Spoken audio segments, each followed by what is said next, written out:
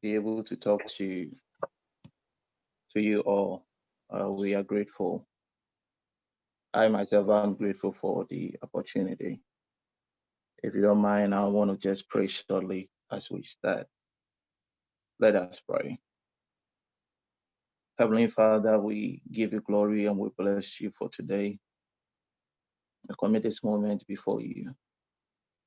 I pray that talk to your people. Before the end of this meeting or before this meeting ends, I pray that use this opportunity to deal with issues, give us clarity of understanding, grant me utterance too as well, and let your presence be with me. In the mighty name of Jesus, have we prayed with thanksgiving. Amen. Um, I thank God for this opportunity. As I said from the beginning, I thank the leaders for putting this meeting together. I'm gonna try my best to be as practical as much as possible. I work best with questions, so I'm not gonna try to make this a preaching, although I am, by God's grace, I'm a man of God. I'm not gonna make this a preaching, but I'll try my best to make it practical as much as possible. And whatever we going to deal with is as a result of one, observation, two, personal experiences, three, my various encounters with people. By God's grace, I've had the opportunity to be with a lot of people, counseled a lot of people, spoken to a lot of married people. And by God's grace, I am married for some years now, by God's grace. And I'm trying to combine all these things together to, within this short period, to be able to communicate to you. So just as I said, I will not be able to deal with everything, but at the end of the day, questions will help us touch on certain things. Feel free to ask your questions. MC, I don't know, people can put their questions in the chat area, or people can ask their questions. I don't know how it's going to be done, but I'll be open for questions. We are saying that today we're looking at relationships. Relationship matters.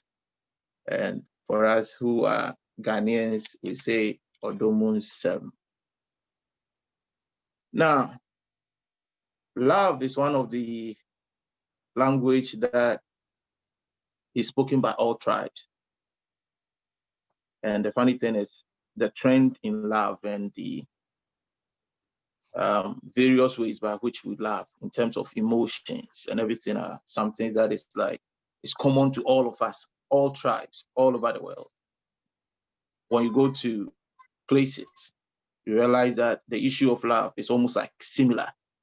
Most of the occurrences, some of the mistakes we make because of love is similar. It runs through every country. Some of the precious love bring also runs through every country. When you go to Nigeria, someone has killed himself because of love. Go to France, someone too has committed suicide because of love. Come to the United States, someone too. So it's the same issue that's like running all over the place. That tells you that the issue of love is a language that is running through every place. Now, philosophically, it is said that we all have different faces, but every face or the face has over 1,000 meaning to different people. So this face of mine or this face of yours, as beautiful as it is, when someone sees this face, someone sees a daughter. For another person, he sees a sister from the same face. For another person, he sees a wife to be from the same face. For another person too, he sees an ex from the same face. In fact, for somebody, he sees a wicked ex from the same face. Someone sees an ex who was so good to him that he shouldn't have left, but cheated on from the same face. So the same face has many explanations and people have many ways of explaining and relating with the same face of yours. So it is important that our relationship with other people is spelled out in ways that is made easy for future reasons. Now, there are 3 stages that I want to touch on. Life is all in stages. And whether we like it or not, we all have to go through those stages in life. And especially when we have gotten to the point where we need to make this most important decisions in life. Now, if you are to live for, let's say, 70 years, let's make it 70, I'll not take it to 80, 70 years, and you get married at the age of, let's say, 30, that means that for 40 years of all your life, you are going to stay with someone you never grew up with, someone you barely know, someone you are not familiar with for the 40 years of your life. Now, if there is something you can do, then the best time for you to do the right thing is now. Because the moment you enter into marriage, you have no opportunity to make things right. So you stay with your parents for 30 years, and some of us, we are complaining. I remember when we were going to the universities, we were happy that at long last we had our freedom. We had our freedom for our parents. And that is just for, like, let's say 20-something years of our life. So just imagine you staying with a man or a woman for 40 years of your life. So if you make the right decision, that means that you are going to stick with this right decision for 40 years. A beautiful thing. But if you make the wrong decision, then that means that you are going to stick around for the 40 years of your life with this decision of regret all the days of your life. So this is very dear to God's heart, and I believe it's also very dear to my heart, because I remember when I got married. I've been married for almost 9 years now, by God's grace. And when we went to the Kumasi Metro to get our official stuff done, and the man just looked at me and said that I pray that you guys do not come back some few months or some few years to annul this marriage, because I have seen more than enough where people come in and you see love in their eyes, the color of their eyes change. In fact, love is the only thing that affects the face of people and affect the way they smile, affect everything about them. And that is love. And he told me that, and that for me was a challenge, because he said that I have been here for so many years, and I've seen the many times that people come to this place with smiles, and the next few years they come back and it's like they are the worst enemy that they've ever seen. That is what the man told me. So it is important that we look at what all this thing is. Now, there are 3 stages that I want to talk about. I want to talk about self. I want to talk about the relationship step. Then I'll look at the marital step. I want to start with self. I want to start with relationship. Then I'll continue with marriage. Someone said I should conceptualize love. In fact, we all have different definition of what love is.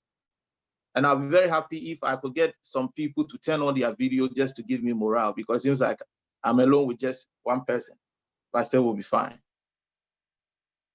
Now, the definition of love is based on individual perspective. I've seen people try to define love, but the truth is, love is defined differently from each other person. The way you see love is different from my language of love. Your language of love might be different from my language of love. Someone sees love as giving. Another person sees love as cuddling. Another person sees love as controlling. Another person sees love as fighting and quarreling. In fact, somebody sees love as beatings. For someone, I've spoken to people, I've counseled people, where the woman will tell you that, for me, when you beat me, that is where I realize that you really love me. I've spoken to people who tell you that if you are not protective of me, it means you don't love me. Another person is saying that if you don't buy me stuff, you don't buy me hair, you don't buy me shoes, you don't buy me this, that means you don't love me. For another person, if you are not praying with me, if you are not that spiritual and you are not interested in what I'm interested in, you don't love me. So the concept of love, to be very honest, is one of the things that you can't easily conceptualize and say that this is the true definition of love. I've heard, as ministers, we always say that love is giving, for God so loved the world, and we use that to explain love. But the truth is, love goes beyond that. That is God showing us his kind of love.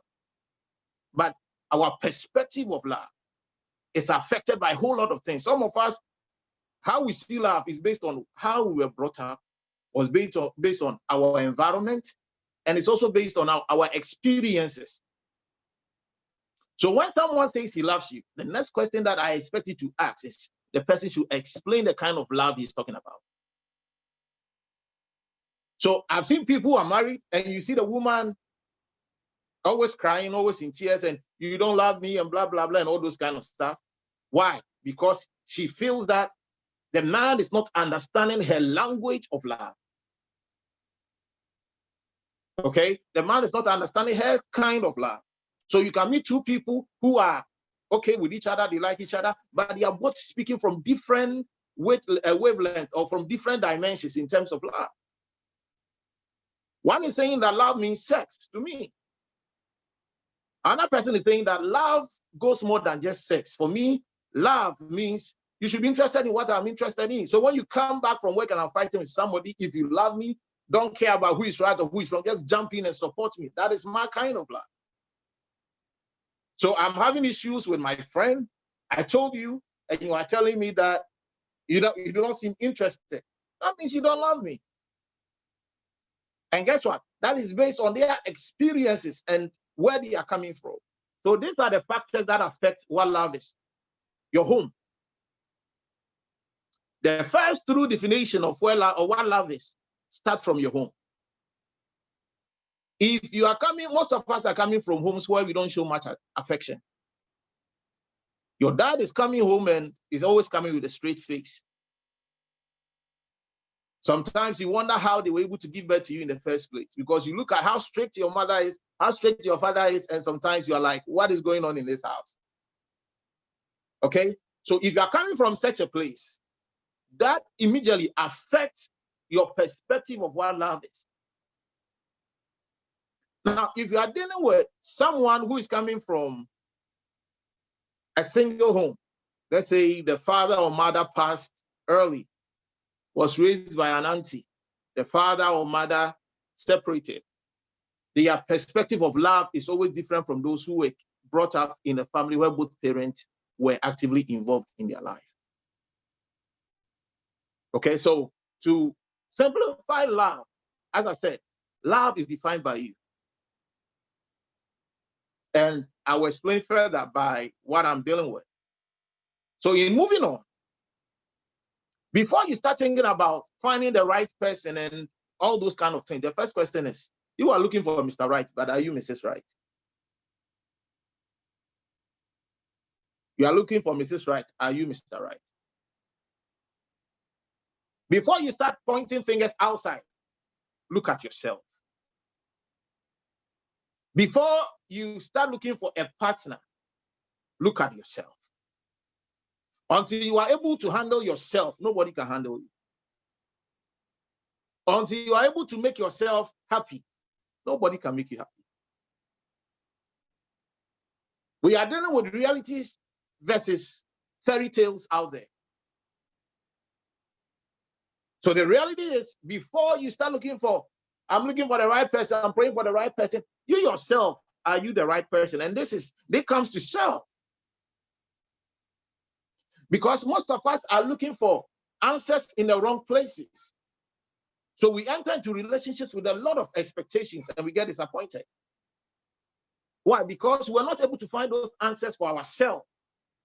We have that deep longing in our spirit that we still looking for that kind of completion from others. And that is where the problems start. So you cannot look for the right person when you have not even found yourself. So someone is searching for Mr. Right, but the person has not even found themselves. How can you be looking for someone when you have not located your own self? Please, are we on the same page? So knowing yourself is getting to know who you are, understanding your life in its entirety, knowing your strengths and your weaknesses, knowing how to deal with your weaknesses. In fact, you are dealing with your character. How are you like?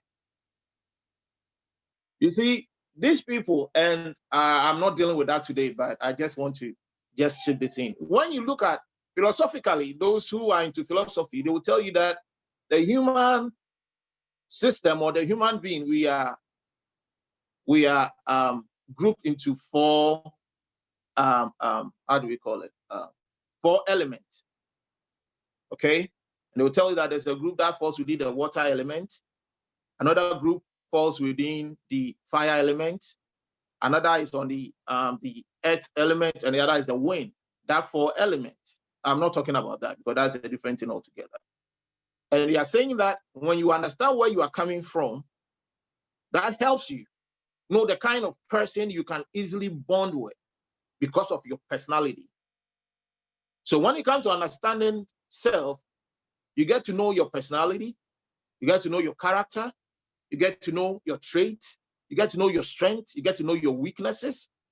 In fact, you get to know the path by which you treading on in terms of your destiny. You get to find your spirituality, your beliefs, what you believe, what you don't believe. You get to find your self-esteem, your expectations in life. All this defines you as an individual before you start thinking about the next person. So there are some of us, we are having issues with self-esteem. Self-esteem. I remember some time ago, I was talking to a lady. And when I was talking to her, I realized that her face was swollen and all those kind of stuff. So after talking for a while, she finally was able to open up and told me that a boyfriend gave her a beating, the beating of her life. And just because of a small misunderstanding, the boyfriend, not the husband, the boyfriend. And I felt pity towards her, so we spoke. And I prayed for her. Guess what? I called her 2 days later. And the moment we started talking, I felt the guy came to sleep over. So I asked her this question that, who came to sleep over the previous night? And she started laughing. And she told me that the boyfriend came to sleep over. And I was shocked. And I told her, was it not this guy who just gave you the beating of your life 2 days ago? She said, yes, but I still love him. So what I was now thinking about is now, if a guy can beat you, and for the sake of what you call love, you stick around whilst you are dating, then what will he do to you when you are finally married in the name of love? In fact, love is one of the things that is so overrated in terms of our definition of what love is. I've seen people say that they fall in love, but for me, if you tell me you have fallen in love, I pity you, because anything that you fall in doesn't come up with a good outcome. If you falling doesn't have a good outcome at all. You fall, you've fallen in love, you fall. Someone tripped you and you fall. May God have mercy upon all of us who are falling in love, huh? Because we fall with emotions. And when a man is led by his emotions, or when a woman is led by just emotions and without brains and common sense, you'll regret at the point in your time in your life. So for me, walk into love. With your eyes open, walk into it. Someone might not agree with me, I understand. But people are falling in love. And by the time I recently went, when I was in Ghana, I was talking to one nurse of mine who works in Panther Hospital, and she came home and she was very sad. And in our communication, she was telling me about a lady that she met. And the lady was a lawyer. She showed me the picture of the very beautiful lady. The lady was around, I think she was like 38 years. Yeah, 38. That was the age she told me. And the lady is now mental because she fell in love and the guy broke the heart. When you fall, you will break. Do something for it breaks. When your phone falls from your hand, the possibility of it breaking is very high. So if you fall in love and your love got broken at a point, it's no news. Don't quote me out of context. Because in the olden days, even from the Bible era, marriage was arranged. In our forefathers, just some 100 years ago, marriage was arranged. And guess what? Those marriage was always outliving or always outlive the kind of marriages we have now. It was arranged. That means that if I want to marry, let's say Akosia, my parents will have to look at Akosia, look at where she's coming from, look at how she handles herself when she's with people and all those kind of stuff. Then after that, they decide that no, my son and this lady, they can live together. Then right from there, they look at how to arrange their marriage and everything. And guess what? This marriage survived. That means that marriage, although emotions play a part, emotions is not the basis for relationships or for marriages. If you move solely by emotions, you will regret one day. Are we together? If you move solely by emotions, you will regret. You will regret the time because you are solely moving by emotions. So they understood this principle. They understood this, that it takes more than emotions to make a stable home. So know yourself. Find your worth in yourself. Build your spirituality. Whether we like it or not, spirituality will always play a major role in our lives. Know the home you are coming from. That house you are coming from, understand it, know it. Study and know the do's and don'ts from where you are coming from. If you are coming from a family where we don't have weddings, know that, so that strategically when you are planning your marriage, know how to plan it. If you come from a family where marriage is an issue, every marriage ends up in separation, and you are trying to make a different mark, know where you are coming from, because knowledge will arm you with the right tools to make your decisions. Every decision that is made out of knowledge will always outlive those that are made based on emotions. So you know where you are coming from. You know yourself. You know what you have been through. You know what you are expecting. Someone said something. He said that if you don't know your destination, every road will lead you somewhere.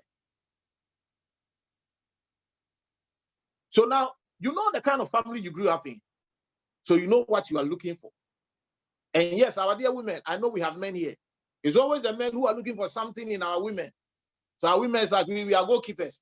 Always the men are looking. It's hard time that our women also have what they are looking for. Okay? So when you know this, then you look at your strength. I cannot be a helper to you as a man if I know that I don't have the right strength to move what you are moving. So knowing my strength will help me decide that, no, what this vision is something that I know I can help you with, because it is within my purview, it is within my strength to help.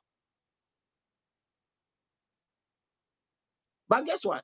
People are in relationships because they fell in love. We'll come to that. People are married because they felt like they should get married. Marriage is a gamble. Nobody knows what to expect in marriage. And I can tell you on authority how people feel when they are saying I do. I felt it. At that point, you're asking yourself that, am I making the biggest mistake in my life, or am I making the biggest decision, or the best decision in my life? People ask this question. I've spoken to a lot of people by God's grace, counseled a lot of married couples before and after marriage, and we all go through this phase. So don't be surprised that you hear about someone who was about to get married, and just some few days to their marriage, it's like one of them is dragging their feet. That is, they've entered into that process. Because now you're asking yourself questions, because you're about to take one of the most important decisions in your life that affects everything. You see, you are just not marrying the man because of you. You are marrying the man for yourself and for your children. So that decision you are making, you are just not making for yourself, you are making the decision for your children too as well. So if your man is a murderer, you are giving your children the opportunity to have a murderer as a father. If the man is someone who cheats, you are giving the children the opportunity to have a cheater as a father. And don't forget, I said that the home you are coming from affects your perspective of what love is. So there are a lot of people who are in relationships today, they are abusive in relationship, they are cheating in relationship, they don't respect their spouse, and guess where they pick that from? They pick it from their parents. It was easy, it was something that was okay in their home, so they don't see why it is something new or something strange in their marriage. 2, now after getting to know yourself when you are done, now you should know when you are ready or when you are not. Some of us emotionally, we are not even stable for relationships in the first place. Find yourself, have something you are doing. Our men, find yourself. Our own is even more than our women, because you are going to be a leader. It is in this finding yourself moment that you get to know your definition of what love is. To you, what is love? What is your expectation in life? What kind of man are you looking at? And funny enough, if you ask people this question, most of us, we are looking at the physical attributes of men and women. We have gone into an era where Botox has more price than brains. Big breath has more price than character. That our women are now buying pills, some are buying cream, they are paying good money to get big Botox. So to a extent that some are going under the knife to get themselves fixed. We should let you know the generation. Now go to Instagram, go on Facebook, go to all the other places. All that you see is women showing their curves. All that you see in our music videos is for your music video to blow. Just get 2 ladies with big butts. They will just come and they will shake their butts. And you see, we have limited, people don't see this as a limitation to our women, because what is happening is now we have limited the use of women to just being sculptors for sexual gratification. Okay, so that is all that we are looking for. So I'm marrying somebody based on, or I'm dating you based on how you look today. But when it is time for me to make a good decision, I will go beyond just looking at a beautiful body to look for somebody with character. So there are instances where people date people, they go through whatever they have to go through, and when it is time for the guy to make the decision of his life, he will overlook the girlfriend that he was dating and choose someone with character. And that is a wise person.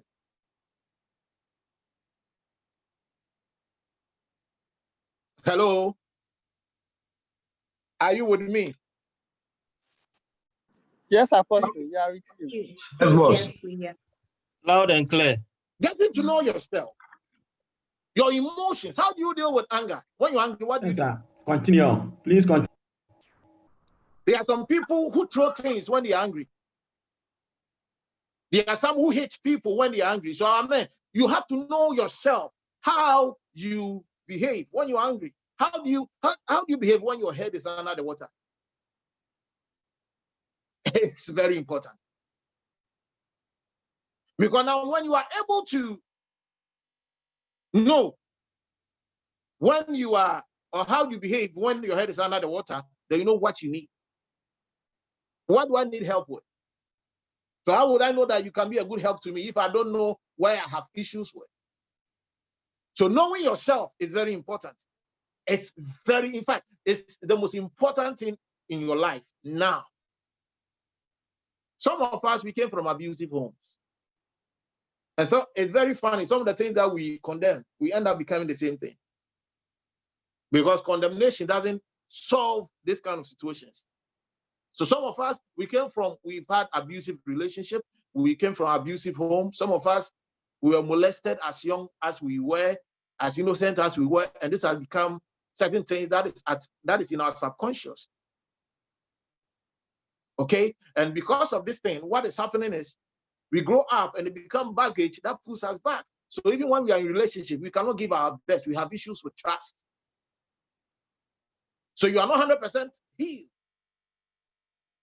So for our men, you are trying to find this kind of, what you are looking for, you are trying to find it in multiple women, because the issue is not with women, it is with you. So some people are cheating, not because they think it is good, but there's something they are looking for that they still haven't found answers to. And that is what is moving down from one woman to another woman. Some of us, we saw our parents, our fathers take our mothers through a lot of things. So we don't trust people. Even if an angel comes into our life today, we still choose not to trust. So this has become baggages that is moving us backwards. So the more we try to go forward, we take one step forward, and it takes us like 5 steps backwards. And it's very important, because now when you know who you are, then you can know what you are looking for. If you don't know who you are, then forget it. There's no way that you can find what you are looking for. You will now make the decision based on luck. If it works out, it works out. If it doesn't work out, then you quit. Unfortunately, this has been the systems that we have today. So get to know yourself. Find time. How do you, when you are mad, how do you calm down? Funny enough, nowadays, when you ask a woman, when you're in a relationship and you try to get to know the person, the woman or the man, you tell the person to tell a little bit about themselves, and that's what they are going to tell you about the places of their body that turns them on. That is all that we know. First relationship, the first communication, second communication, then the guy is asking you what turns you on. The moment these questions come up, understand this, you are in for a bumpy ride. Now, after you know yourself, the next question is, your partner must get to know you. So for the sake of time, let me jump on to the next phase, which is the next phase, which is the relationship phase. I want us to have enough time for questions and all that, which is the relationship stage. Now I know myself. Relationship is the stage where I get to know the next person and see if we can work together. Relationship is not a license for marriage. When you are in a relationship, or when you meet a guy, or when you meet a lady, the relationship must not necessarily lead to marriage. It is the two of us saying that we want to get to know ourselves and see if we can take it to the next level. Don't forget, we are talking in levels. Okay? So at this stage, I meet Akosia. I'm looking at Akosia. Now, let's get to know ourselves. We start from the friend zone. And that is why I said that, excuse me, I said that if you are the type that is saying that you met somebody and you are falling in love, then you should check what you are saying. Because relationship is saying that we've met, I like your company, you like my company, you like my smile, I like your swag. Good, now let's get to know ourselves. Unfortunately, this is the stage that we mess things up. Because you're in the stage of relationship, it is emotions versus common sense. If you miss one, you make a big mistake in your life. Unfortunately, most of us go with emotions and we throw away common sense. Because the windows you have in relationship, you will never have those windows or those opportunities when you get married. So if there's any time or if there's any place for you to make the right decisions, to cross the T's and dot the I's and do all the things that you have to do, it is during the relationship period. Relationship can be long. I dated my wife for, I think, 7 years before we got married. And at the point, out of the 7 years, 6.5 was long distance relationship. So for those of you whose boyfriends are in Ghana, your girl is doable, but it's hard. I will not advise anybody to go through that. It's a whole lot of roller coaster kind of relationship. And the funny thing is, when you finally make that decision, you realize that you really didn't know each other that much. Long distance relationship doesn't give you the opportunity to know yourself. That is my personal experiences. So you get married and now both of you are frustrated. Because I had a mindset, I had an idea of who you were. You are sweet. When I am sad, you have a way of talking to me, blah, blah, blah, and all those kind of stuff. That is my idea of who you are. You also have an idea of who I am. I'm a Christian. I pray. I do this. I do that. But when we get together, the difference between imagination and reality. The reality is always different from what we imagine. We will touch on distance relationship, I think, along the way. But let me get back to the stage of relationship. So it's a place of emotions and common sense. The Bible says that a false balance is an abomination before God. So at this stage, balance the two. Allow your emotions to work, but balance it with common sense. The reason why God didn't give us just a heart, but give us a heart and brain is for us to use it. Some of us, the only time we use our brains is when we are studying.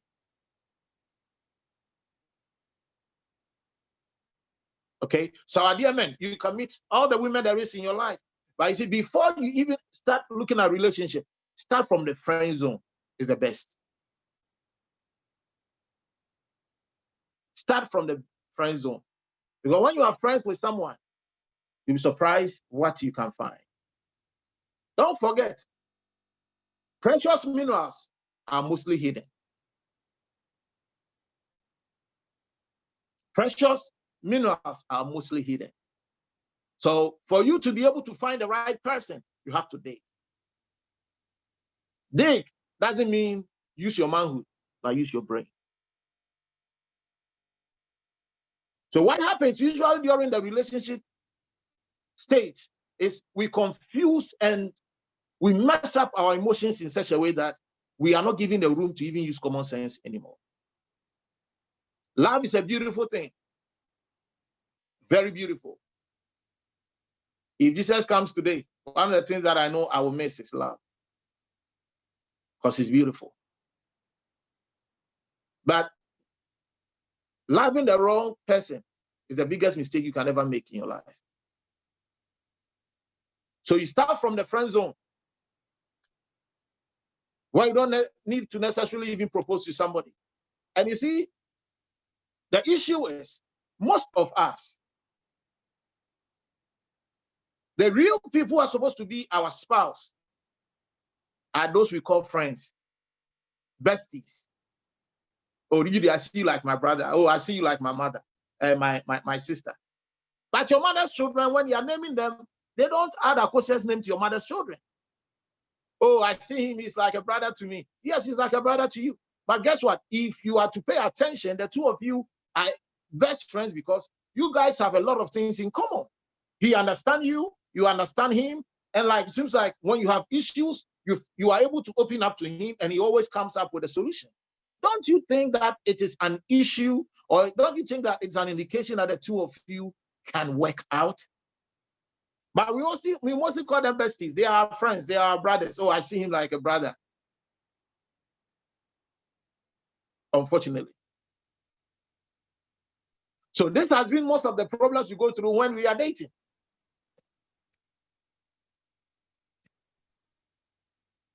Now, it is hard when both of us are on foreign lands or we are in school. Because when you are in school, you don't know the person's true intentions. Is it that they just need somebody to talk to? Do they need a bedmate? Or they need someone to cuddle with? Some of us are even married back home, and we are taking people on. I'm being quiet here because it is very important. In life, what you sow, you reap. I learned this a long way, when I was growing up. And the truth is, I had my fair share of ladies. But you see, the truth is, you don't break hearts and think that it is okay. Don't do that. Relationship has now become difficult because honesty is no more in play. Truthfulness is not in play. In our days, it is hard. And that is why you have to follow common sense as you go with your emotions. So as you go with your heart, make sure that you are dragging your common sense along in that kind of friendship you are in. So in the friend zone, you get to know a lot of things about each other. Get to know their parents. You get to know how they talk when they are angry, when they are sad. You get to know what they need when they are sad. You get to know them in ways that the other people or the other person cannot or doesn't know. And the truth is, the moment relationship comes into the picture or comes into play, what happens is we start pretending. People pretend. The glasses of pretense comes from the moment I start or I propose to you that this is what I want us to do, or this is my intention towards you. So the best time for you to get to know somebody is when you are friends. Because when you are friends, you have nothing to lose. Okay. 2, now in choosing, look at the circle of persons, the person you are looking at, relate to it. Look at their circle. They said that birds of the same feathers fly together. It is true. If you are meeting a lady who calls her friends using the B word, they call themselves using those kind of words, know the kind of lady you are going in for.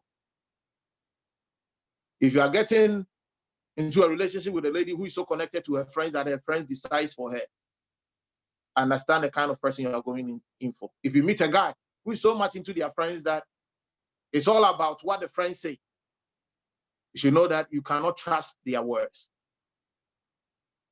So knowing where they are coming from is very important. So the kind of people that surround the person is very important. 2, now look at the ideologies for life. And some of them, they make funny comments that we overlook. Once you are friends, something happens and maybe you are going around and they make some passing funny comments. And those are things that play major roles in whatever you do. Plays major role. So in the dating period, what happens is you don't ignore any little thing. Every little point or what we see as nothing can be something in the process. So that is what it is. So during the dating period, what happens is this is two people deciding to take a journey of getting to know each other. So this is a time for paying attention and observing. Pay attention to detail. This is something that has eluded most of us. Paying attention. Two, is a time for prayer and watching. Watch and pray. Watch here.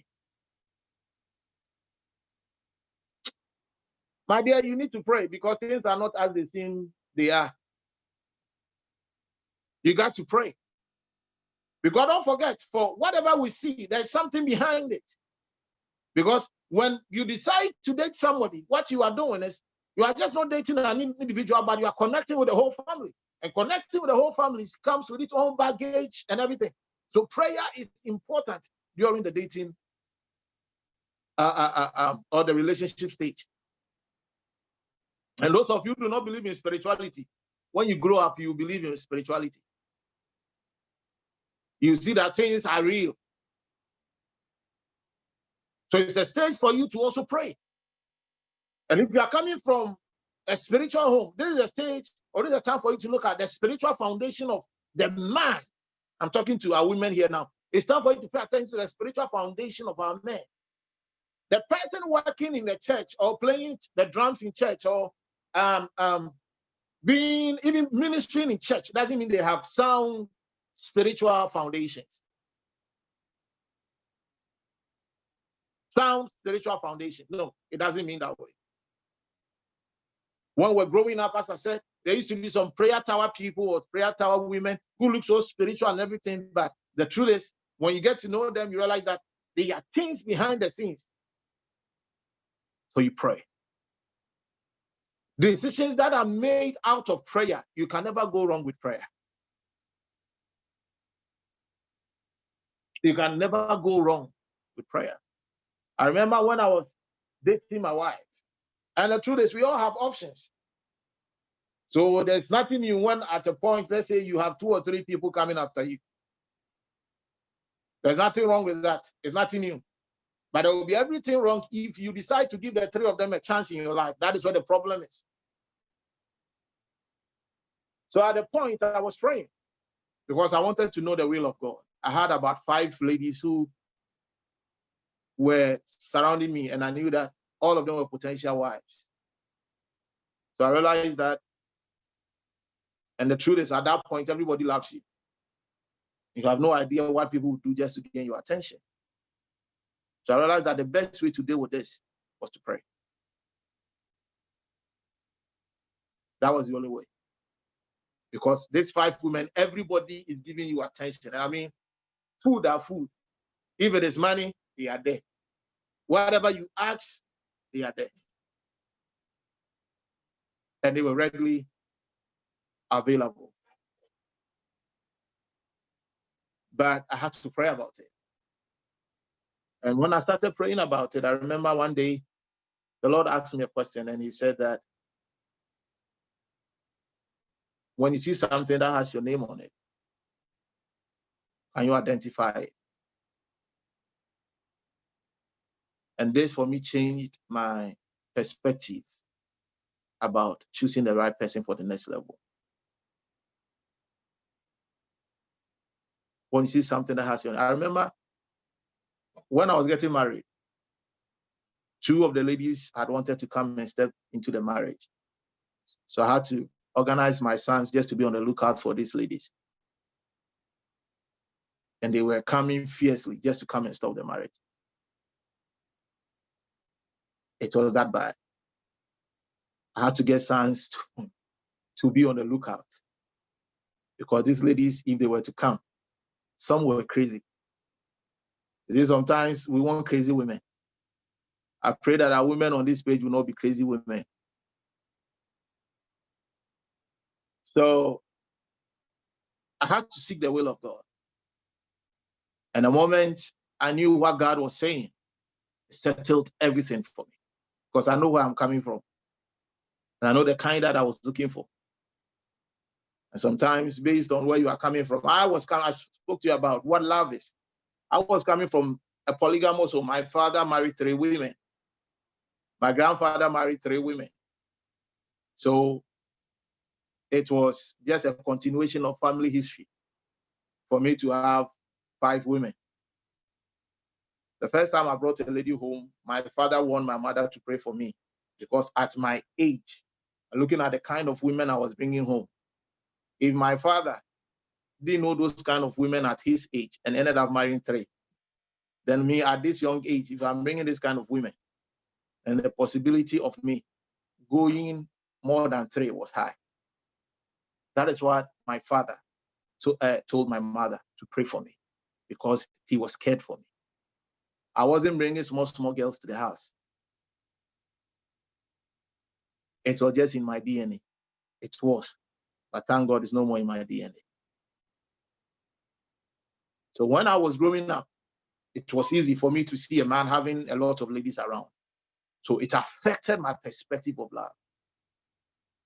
So for love, for me, it's having a lot of options around you.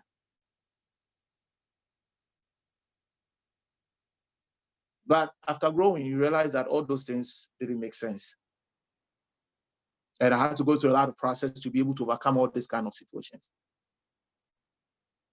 So during your relationship, you pay attention.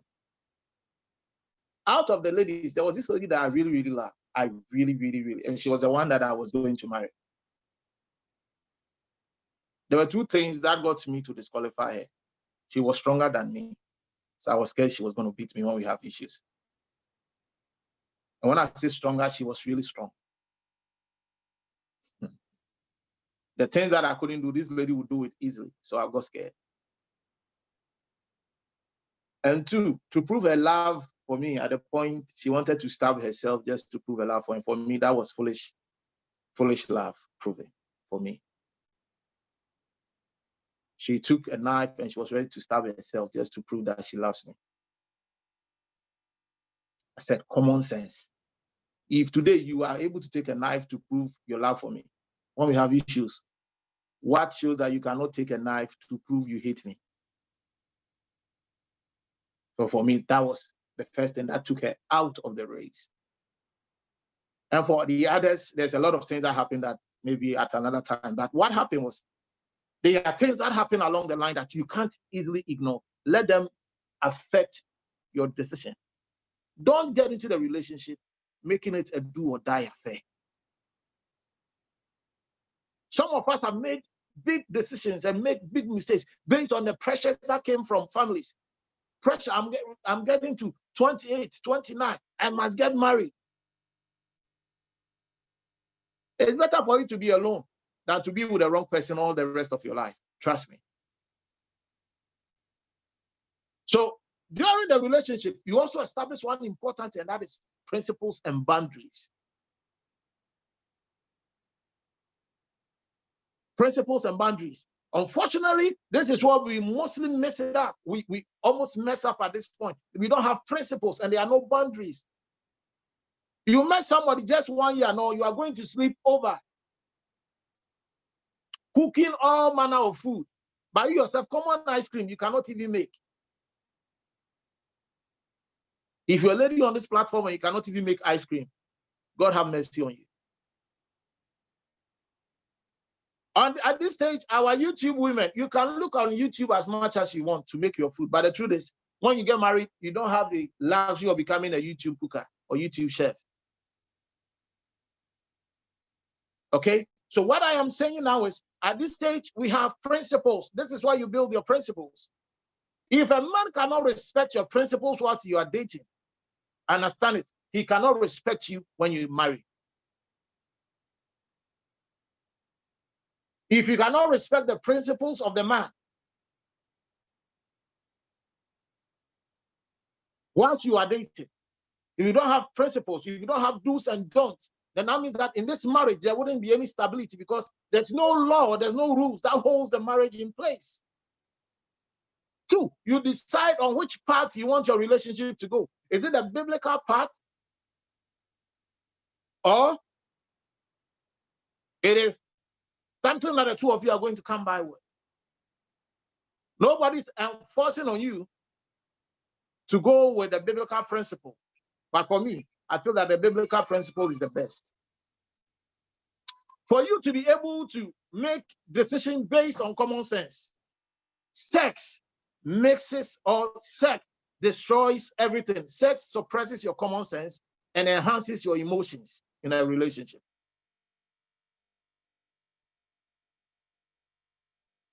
As I said, this face, if God is to show your face to people, you have no idea the number of exes who get angry the moment they see your face because of certain things you did to them. So in a relationship, the moment the issue of sex, and I'll talk about sex during when we are talking about marriage. But the moment that comes in, then you know that something is about to happen.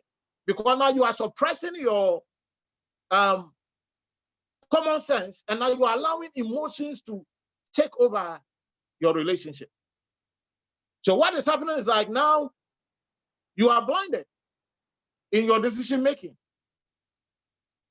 You are blinded and you cannot make the decision as there is. So during your dating period or your relationship period, there should be principles. Then you look at what we call common grounds. The common grounds means, where are you guys compatible at? Do you have common games you play?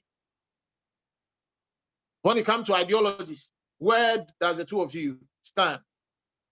So you look at that which the both of you have in common. You can never have somebody where you are 100%, you have things in common like 100%. If that happens, that means that one of you people is, or one of the group in a relationship, one of the party is pretending, because you are coming from different homes. So definitely the difference part will always come up.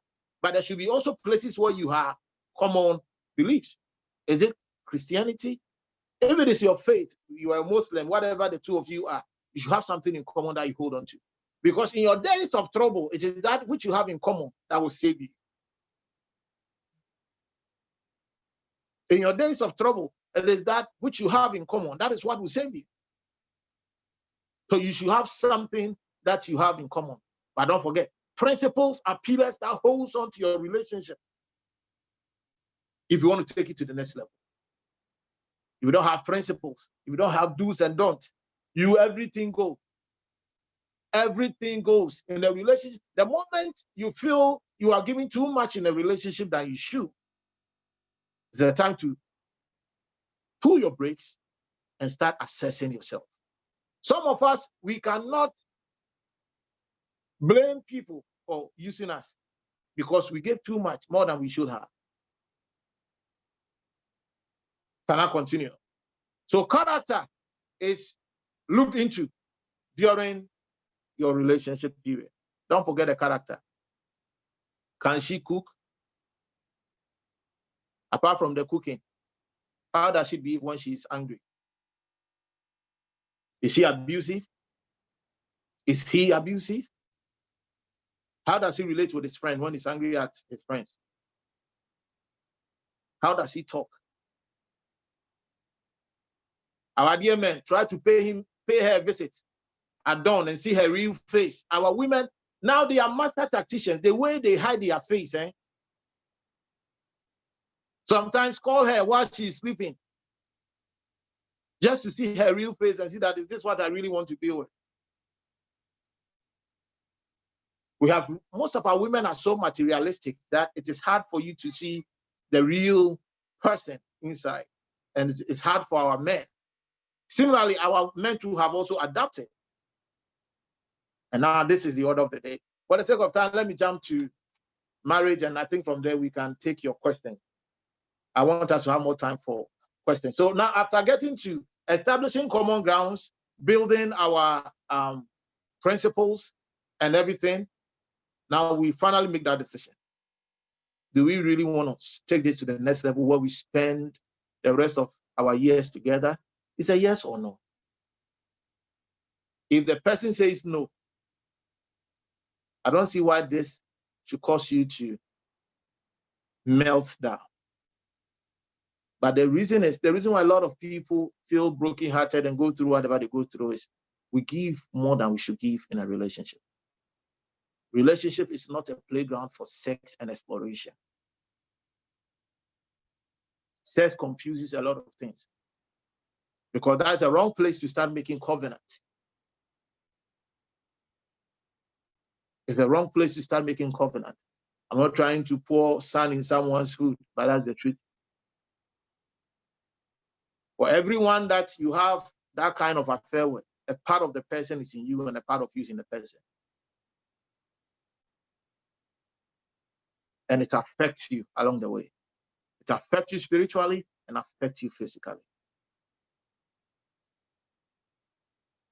Now, when we come to marriage, it is the hardest decision you can ever take in life because you never know 100% what you are getting. If you go in for the packaging, you'll regret big time. When you go for the character with common sense, it will help. Because there are two things that come to play in the marriage setting: your differences and your common grounds. These are the two things that comes to play in the marriage setting.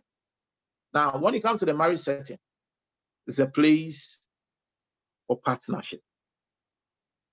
Yes, I know the Bible is saying that the man is the head. Being the head doesn't mean that you are the boss. Separation of duties by working as a team is what causes marriage to survive. You know, it's like once we were in school, we had class captains. Class captain doesn't mean that he's your senior.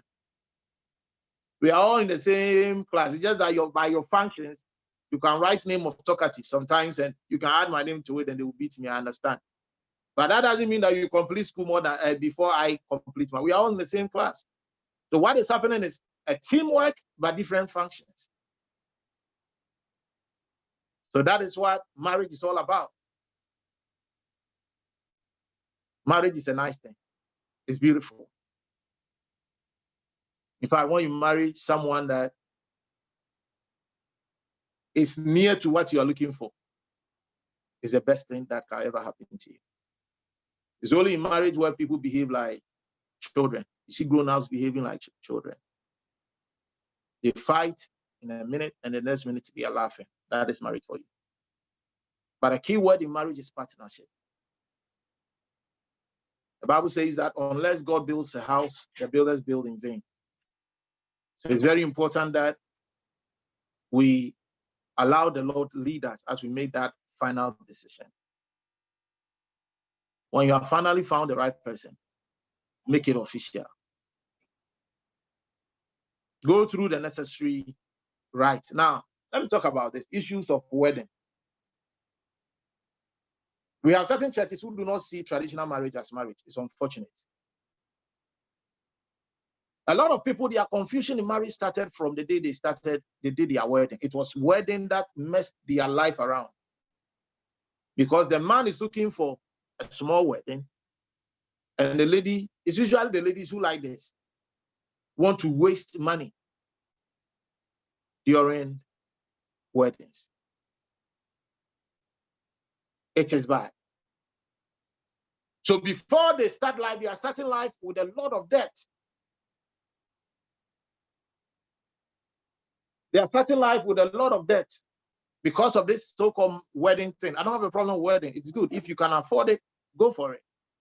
But if looking at your means, you realize that it's not something that you can afford, see families, do the right thing, and you are married. Wedding is not something that, as I said, is needed. The real marriage is when both families meet. You do whatever you need to do. You are married. You owe nobody no explanation. But the thing is, our women always want to prove a point to people. Oh, Kwago, my friend had a very nice wedding. Had a nice wedding. My best friends, we were three best friends in school. Two of them had a very powerful. Me, my wedding must come on. So the man is now borrowing. And you see, it doesn't make sense when you have to borrow to show off or to prove a point. If you have to go for a loan to have a wedding, you you started with the biggest mistake of your life. For the man, it should tell you something that this lady, it should tell you something that this lady is going to give you issues or is easily influenced. If you have the means, do a very beautiful wedding. That is fine. But if you don't have the means, don't let that be the reason why you cannot marry whoever you want to deal with. So in the marriage setting, that is where the issue of partnership comes in. Understanding this is very important. And know that then you are partners, not because you are coming from the same family. So there will be differences. That irrespective of your differences, you have common grounds that keep the two of you together. Forever is too long to make wrong choices. It is too long to make wrong choices. The last thing I want to touch on before we give room for the questions is you build a solid foundation for the children afterwards. It is only in the confinement of marriage that the issue of sex comes in. And sex is a beautiful thing when you are married. It's something that plays a major role in the marital setup. And whether we like it or not, sex is about, let me say, 40% of the marital setup, the marriage setup. So it plays a major role in marriage. Now, before I give room for questions, and as I said, there's a lot of things that I believe will come because of time, will come up for questions. How do you deal with a cheating partner? This is a question that personally I've been thinking about. How do you deal with a partner who is cheating? I started by letting you know that people do what they do based on where they are coming from. Now, with the cheating, it's a sign of possibly two things. It's either he's fed up with you or it's his character. If it is something you can let go and realize that it keeps happening, it is time for you to make a hard decision. It's better for you to go through a temporal disappointment in your dating period than to endure it during your married period.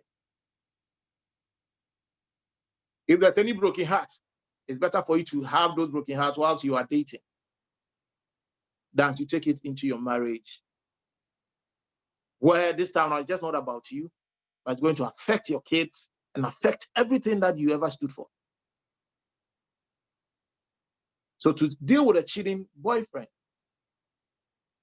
the first question you have to ask yourself is, you guys should talk. Communication is key in every stage of this relationship we spoke about. Communication is key. Talk. After you have spoken, if you realize that the same thing is going on, then for me, the best is pull out before it's too late. I've heard people say that always, once a cheater, always a cheater. It's never true. There are some people who learn from their mistakes and they don't repeat them. But the others too, who see joy in whatever mistakes they make, they keep on repeating them. When you realize that they are part of the group of people who say it that way, the best is, you see, salt always knows its worth. Find your worth. When you have found yourself, you will not need to find that kind of self-worth through another person. If you know your price, you don't just accept any price. You only accept the right price for yourself. God bless us all and thank you for your time. If there's any question, you can ask. If the questions are on the page, I want one of the MC to read the questions to me, then we can look into it. Thank you.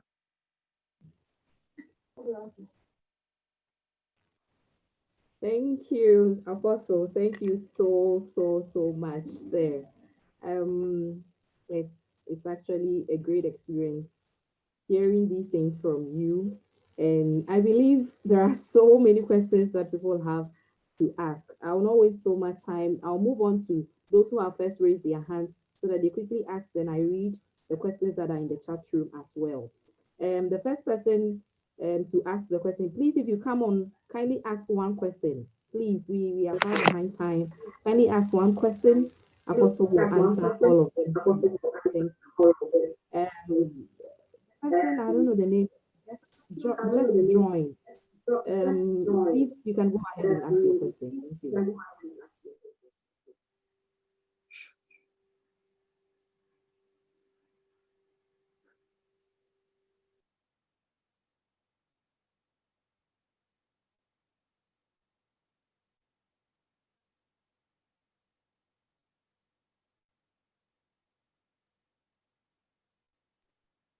Please, you can go ahead and ask your question. Thank you. Okay, thank you very much. And thank you, Apostle, for having more time to spend with us and enlighten us. I would like to ask that as Christians, what advice will you give when it comes to intercultural marriages, especially those of us coming from Ghana? We have some parents stipulating to their kids, I don't want this kind of tribe, I don't want this kind of culture, I don't want this kind of that. From the Christian background, how can you advise us on this? All right. You see, I am an Ashanti. My wife is a Nodna. Unfortunately, or fortunately, I understand this by experience. Tribes, it is hard for an Ashanti to marry a Nodna. We Ashantis, those kind of things, the Ashantis are always good at that.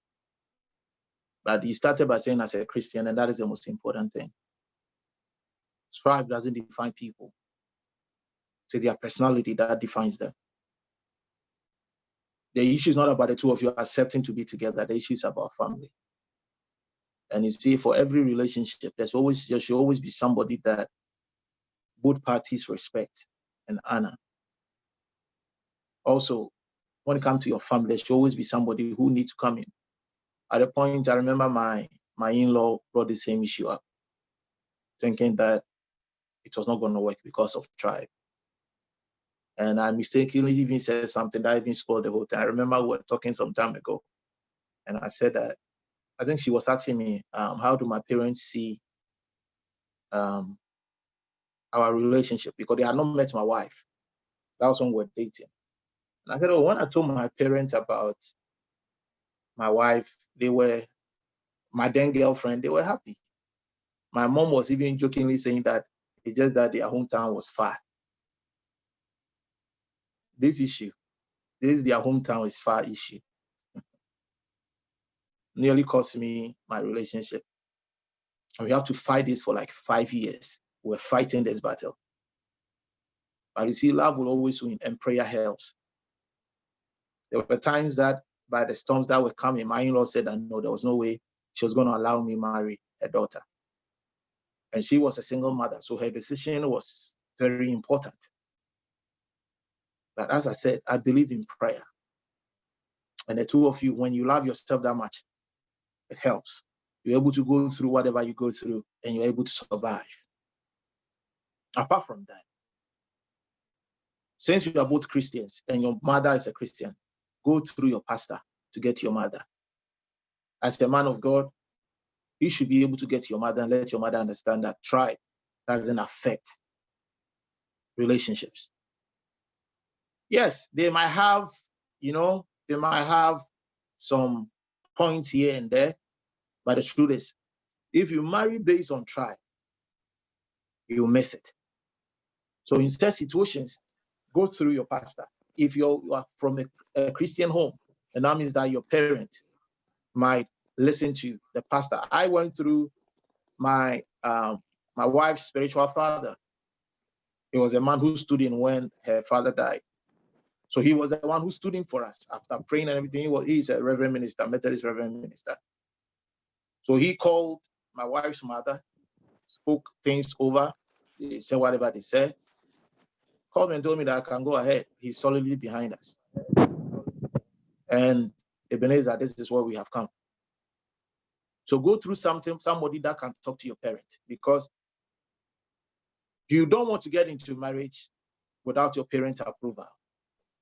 It doesn't augur well for you, it doesn't help.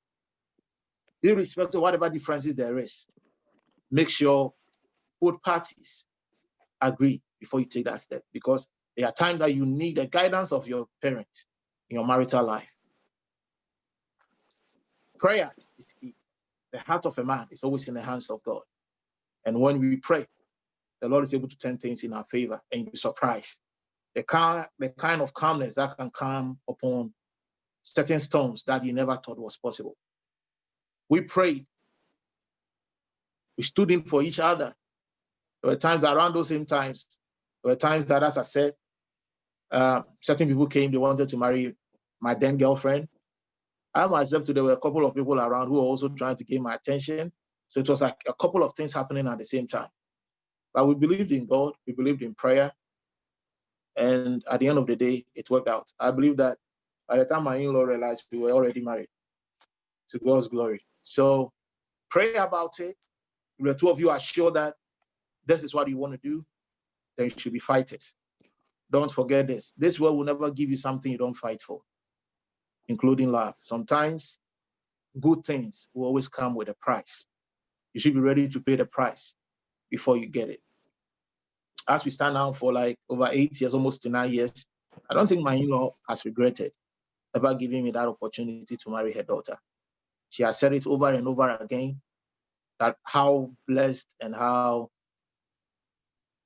blessed she is for me to marry her daughter. So that is how it is. You should be ready to fight. And apart from that, to look at somebody or look for somebody whom your parents respect, there's always that particular person. If you don't get anybody like that, go through your pastors, and I think that it will work out. The Lord will help us. Thank you. Okay. Any other question, please? Yeah, thank you. And we'll call on Mr. Chin for them. Please, you can go ahead and ask your question. Apostle, I greet you. Yes, sir. Yeah, please, I wish to add a little bit of tea to spice everything, what I'm about to say. And so my question is, with experience, being outside, you get to realize that most of our women, excuse me to say, with no disrespect, they don't have the common sense, especially Ghanaian women. Just Ghanaian women. I've interacted with a lot of people. You know, it gets to that time, you be like, no, I need to settle. And you try your own people, they despise you. And you go to, let's say, other country. Typical example, if all the men are here, they will testify that women from South Africa, Zambia, Zimbabwe, they always know how to treat a man, be it respective of where they've learned to. They still respect the man as the man of the house.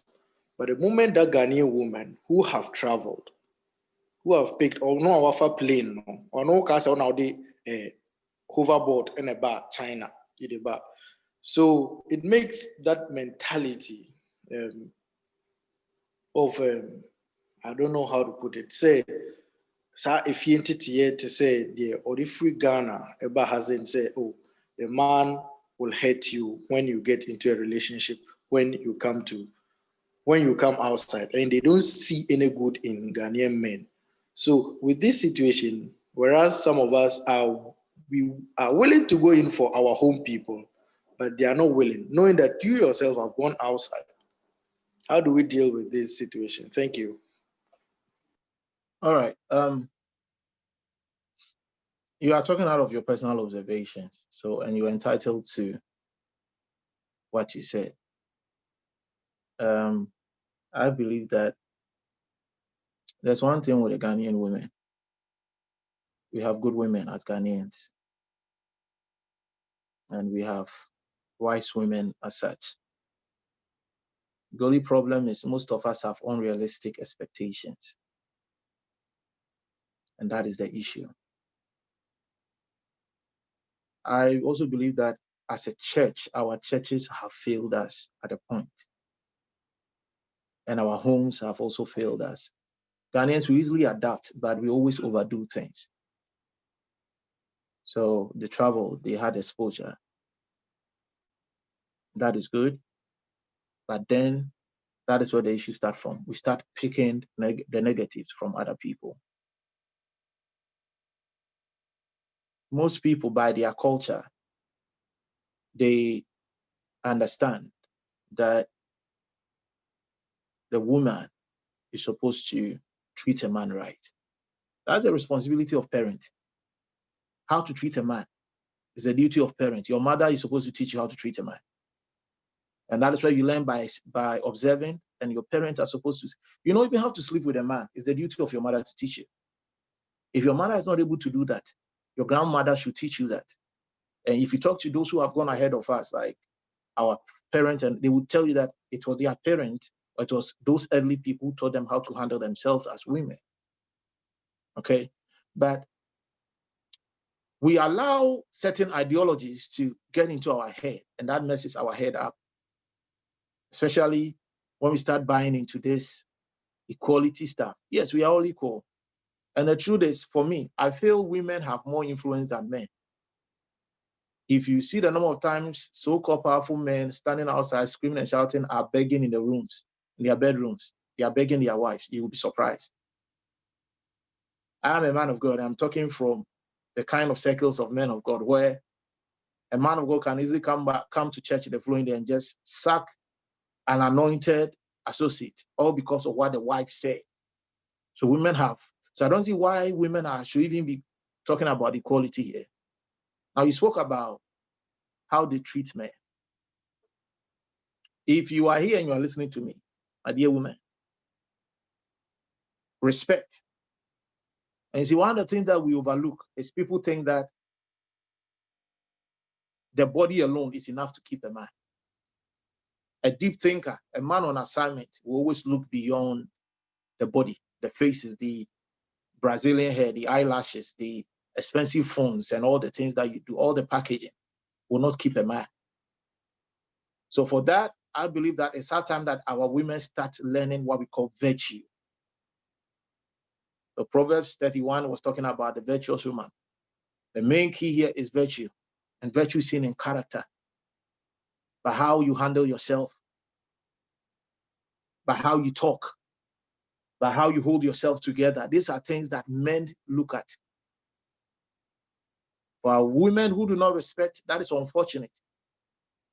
And until this thing change, because it is pride,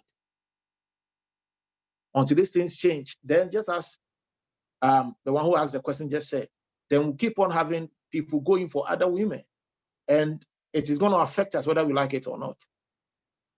But I said the church has failed us because it is up to the church to tell this kind of truth.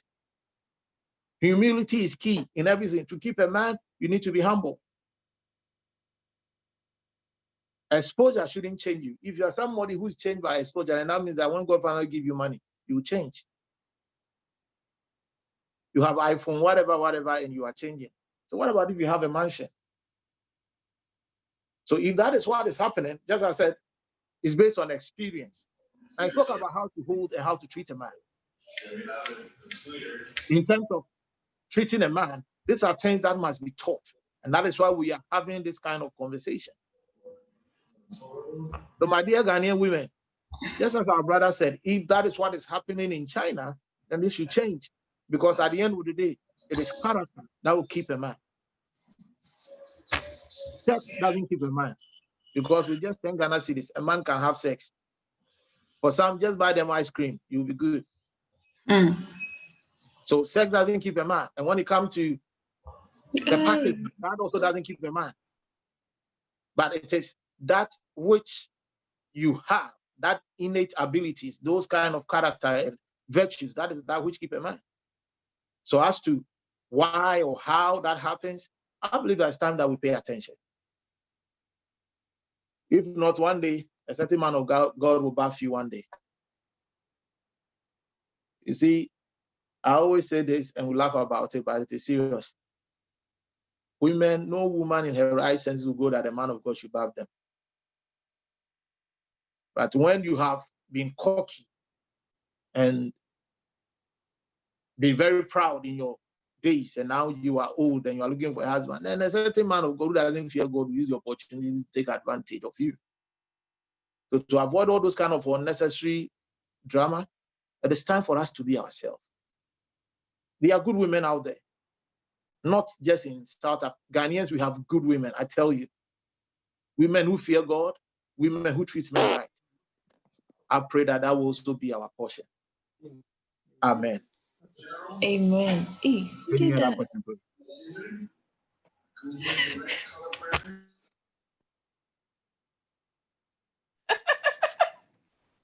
Any other question, please? Okay, thank you. I think I'll read one last question from the chat room, and then we'll call it a day. The questions are too many. I'm trying to Please, I have a question. Okay. You can go ahead as I decipher through the chat room. You can go ahead. All right, thank you very much. Apostle, good evening from China, and I hope it's afternoon in Ghana, if you are in Ghana. I'm not in Ghana, I'm in the United States this morning here. Oh, okay.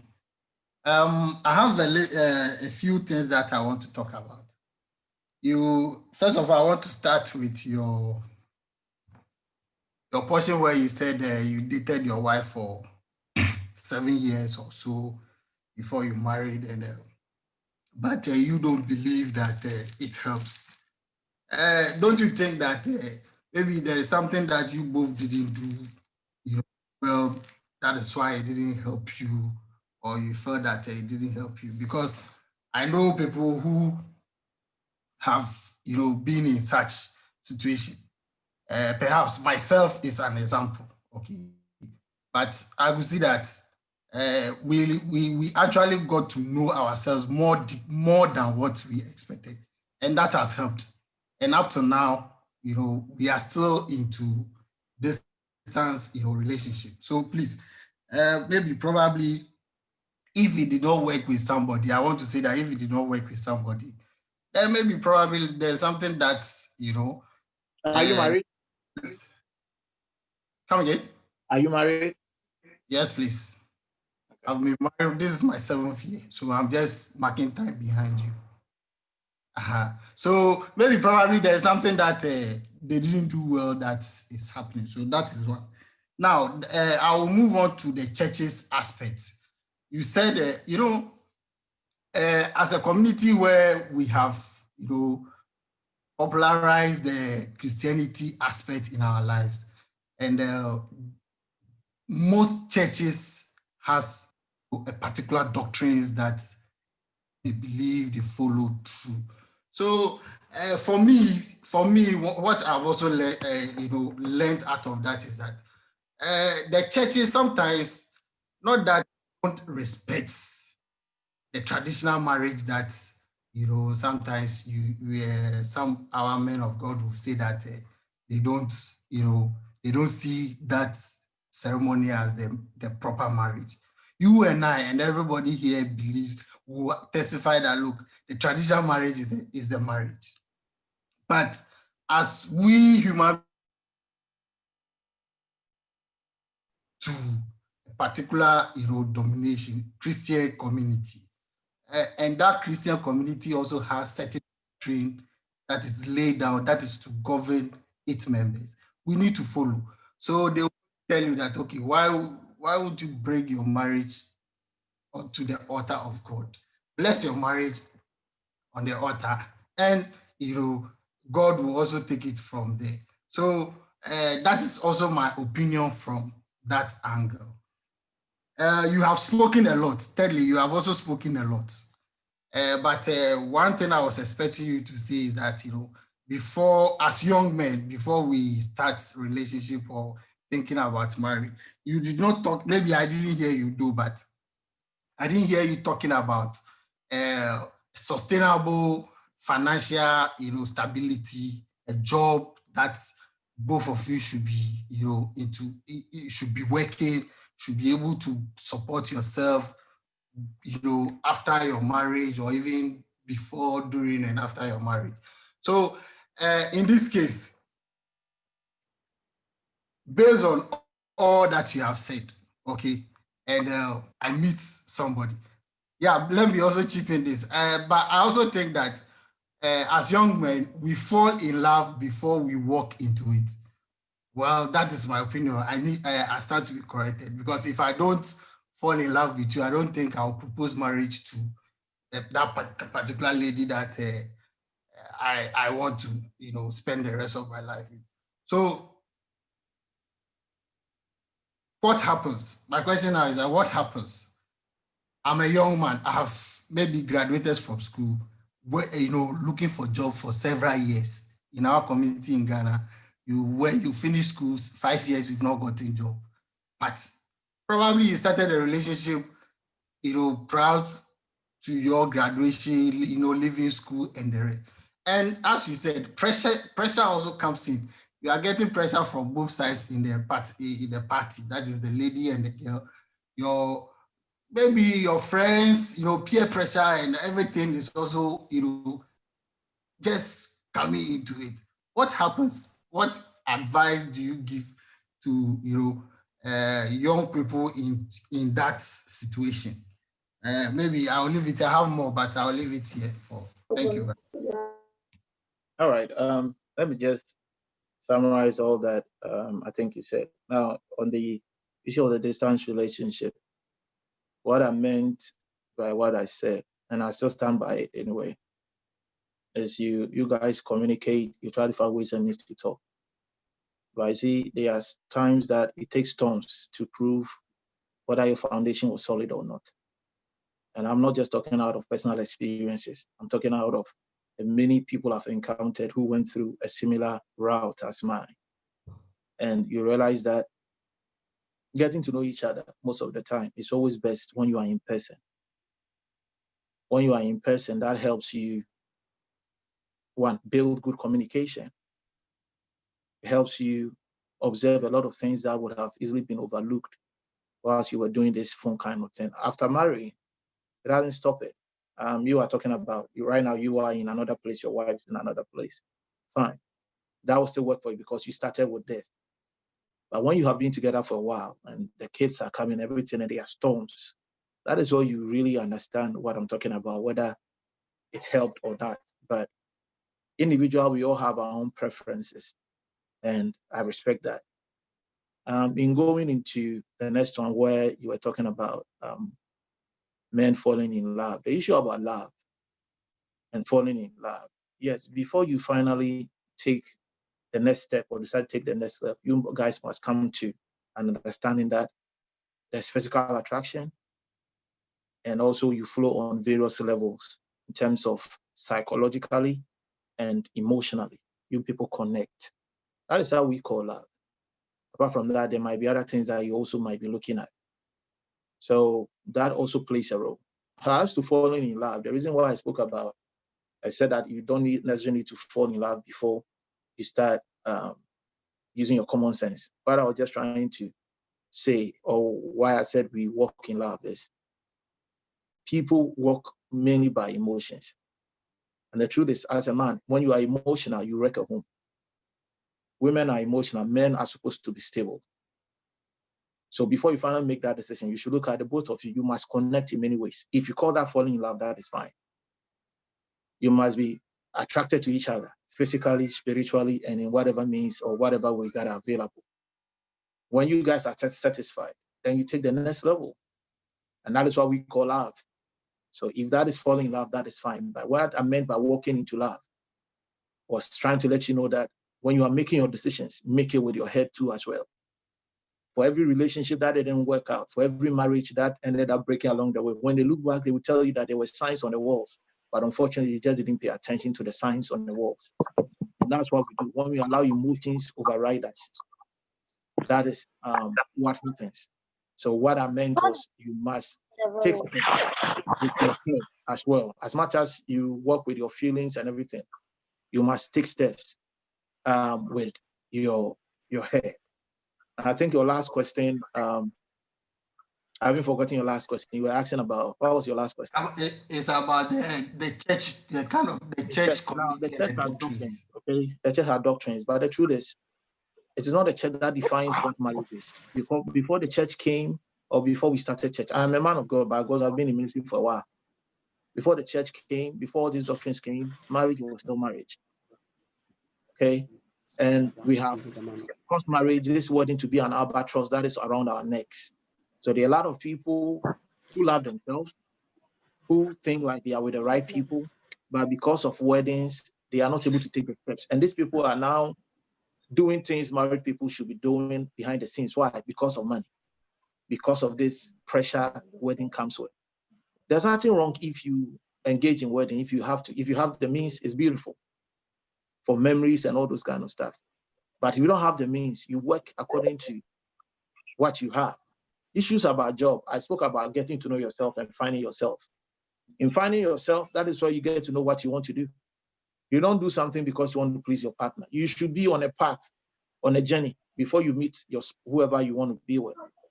Now, in a scenario where the man is still without a job, if one of you is working and by whatever he or she is making can hold the two of you together, fine. But don't live your life based on the expectation of the society, because when you are going through your storms, society will not be there to hold you. If you need a job before you get married, get a job before you get married.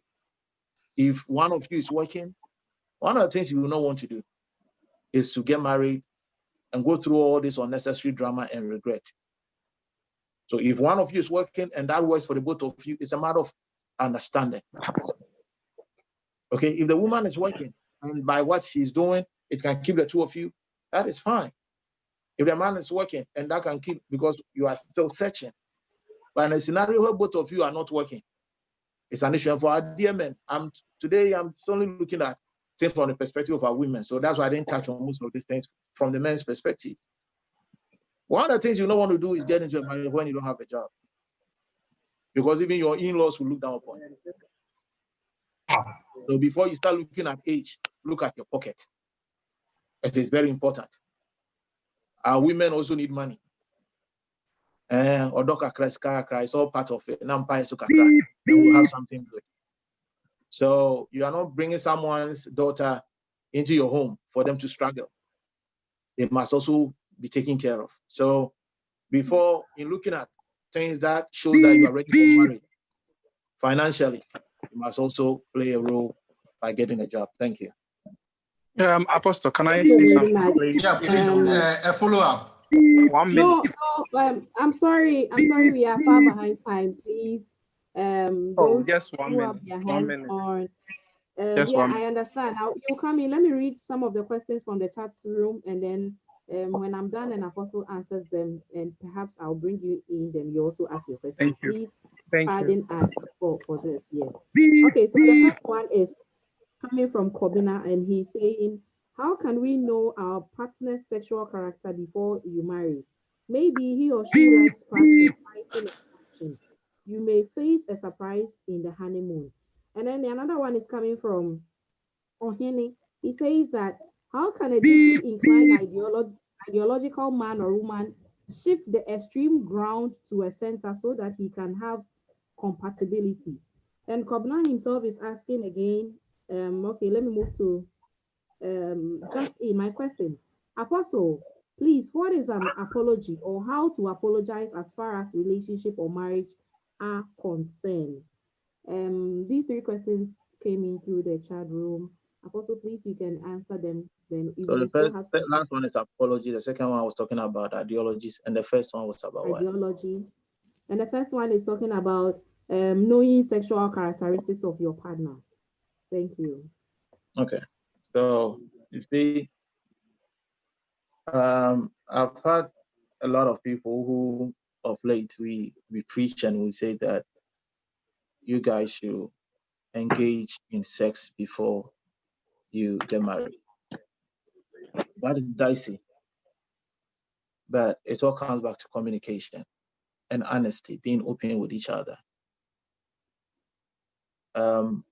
It's important that both parties talk, and one of the topics that we should talk about is sex. Unfortunately, this is one of the things that most people overlook and we don't talk about. Now, I told you that on what principles or basis are you building the relationship? And whether you like it or not, marriage is always a chance because you think you know somebody. But the truth is, when you guys get married, you realize that there's still a lot, or there was still a lot about each other that you didn't know. It was still chances that you took. That's why I'm saying that you must make sure that you do your part by making unnecessary research. You see, in those days, before someone gets into marriage, it's just not about even the individual, the family history, and all these things played major roles in selecting the spouse you want to be with. So for me, I think that you have to talk. You have to open up. In talking, you get to know the person's past, the person's expectations, and then from there, both parties can make a decision. As to whether sleeping with a partner to know whether that doesn't solve anything. That really complicates things because okay, so after sleeping with the person to know whether he's sound or he's good in bed, then what happens next? So what about if the relationship doesn't work? What happens? So in doing this, one of the main things you should always do is be led, allow God lead you, and that's where prayer comes in. Be observant. You observe what happens. And two, communication, talk. For me, I believe that these three things is enough to let you know whatever you need to know about your partner before you settle down. If the both of you are honest, if I'm having issues with my sexuality, I should be able to talk to you about it. I should be able to talk to you about it. What is my expectation? What does it mean? Now, when all these things are done, then we'll be able to know that sleeping with your partner doesn't necessarily guarantee that you know everything that there is. You know when it comes to the sexual stuff about your partner. So I will still bring you to communication, especially when you are trying to build a home that is centered on Christian principles. Sex is something that you will not want to bring into the things around. But as I said, in between the two of you, we have gotten to a stage where people now see this as a normal occurrence, where sex is now, it has come to stay, whether we like it or not. It is something that, it's not something that we preach, it's not something that I will encourage, but that will be something that will be left between the two of you to discuss and talk about. I will not encourage that. Because as I said, whether you like it or not, you will never be able to 100% know everything about your partner before you say I do. It doesn't take years. It takes more than just 10 years, more than you. A man once told me something. He said that the only time that you can say that I really knew this person is the day the person is laid in a casket. That is why you can boldly say that I knew this person. This was who he was. Because in the marriage setting, surprises sometimes happen with people's character. The next one was about forgiveness. You see, your ability to forgive and how forgiveness should be done is all based on how much you value the relationship. If I value the relationship, then I should be ready to forgive. If indeed the heart is a heart of love, forgiveness is part of the act of love. So let's say someone does something, and based on what the person does, it's something that the person has some remorse. The word is remorse. It's not about just coming to shed tears. People come and they cry. Crying is now easy. People have ways of easily crying. Crying doesn't necessarily mean the person is remorseful. The person has shown signs of remorse and comes to you for forgiveness, and you feel you still want the person back. You can forgive the person and not necessarily get back in a relationship. So accepting the person back in the relationship is something different from just forgiving. It is a Christian mandate that we should all forgive. So forgiveness is very important. But as to whether accepting the person back, that is a different thing altogether. But if it works best for you, you guys talk and you feel like you can give the person a second chance. Why not? People change. Yes, I mean it. Indeed, people change. And the funny thing is sometimes we try to judge people, relate to people based on past experiences or based on the experiences of others. But you understand that every person is an individual. People make mistakes, but mistakes can be corrected. So if from communication and also your observation and conviction, you feel the person is truly remorseful and the person really, really wants to make things work, you should be able to forgive the person. Is there any other way for seeking for forgiveness? Show remorsefulness, talk to the person, and from there, the two of you can work things out. On the issue of ideologies, we all have various ideologies. But one of the things that you don't want to do is to try to change somebody. If there are things that needs to be looked at, talk about it without abuse. If I don't see things this way, try to make me see things this way.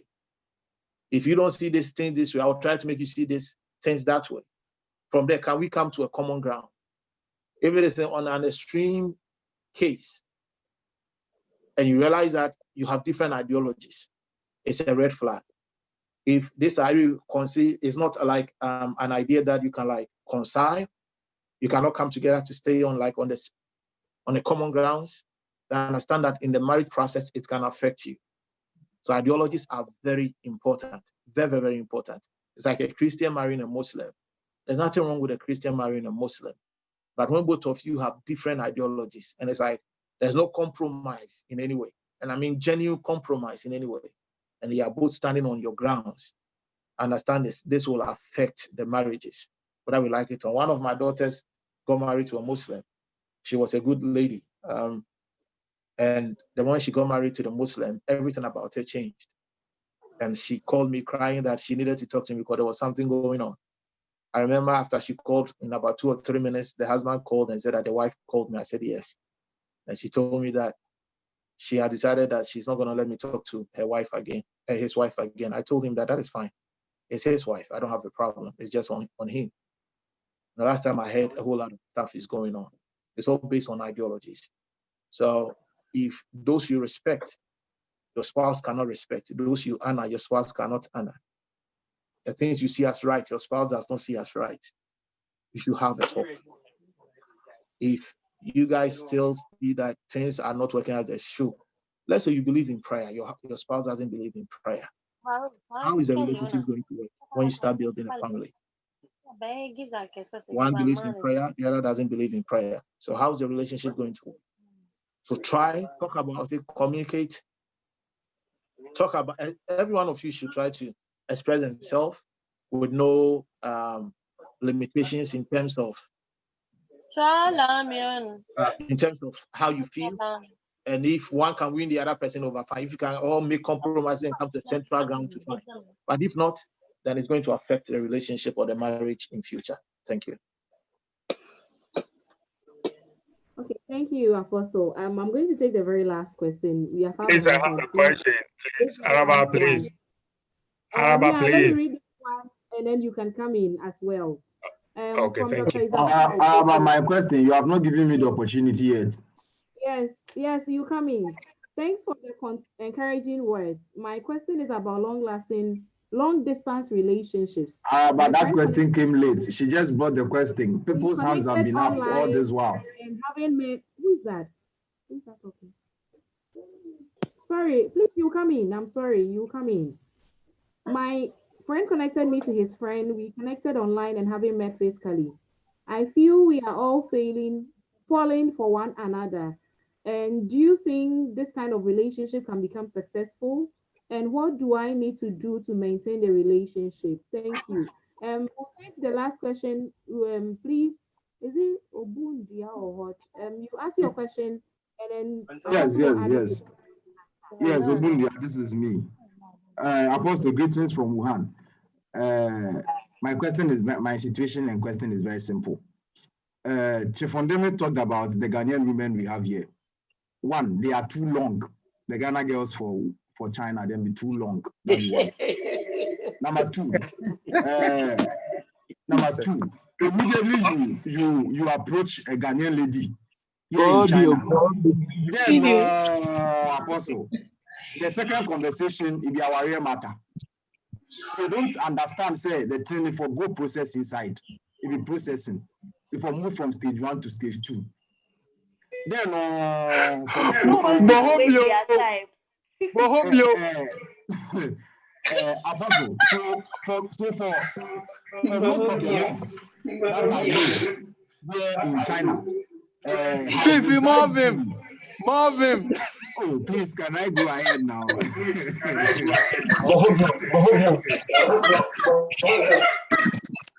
Yes. You can't be wasting our time. Yes. So for most of the men that we have around have resorted to engaging other ladies because we have realized that when you talk to other ladies from other countries, not even in the context of getting a relationship or something, but the way they accommodate you, the way they engage you, if you propose and she says no, it's a no. If you propose, she says yes, it's a yes. But the Ghana girl, it be long. It's more than a PhD. Maybe your behavior now will make them search. You don't know. So now the problem here in China is that I want you to address this matter. Is that the Ghana girls are chasing after marriage. It's the first conversation they attack you with when you start talking to them. Meanwhile, they forget that these same men they are chasing with marriage are also students just like them and do not probably have the funds like they do have. Also, talk to your women. Otherwise, the matter this is that we are Zimbabwe, Zambia, and Etibefa. Yeah.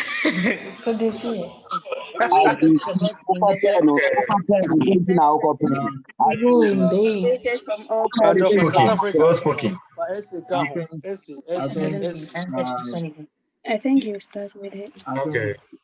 With the first question, talking about the first question. Introduce you to someone. You see, there's this thing about emotions. The more you talk to somebody, the more you relate with somebody, the more attention you pay to somebody, the more emotions develop. So it is normal. They're not out of range if you end up saying that you think you are falling in love. But as I said, you don't work with just emotions. And there's nothing wrong moving from, I spoke about working in the friend zone. You can like somebody and still be friends. That gives you the opportunity to get to know a lot about the person before you finally take or make a move.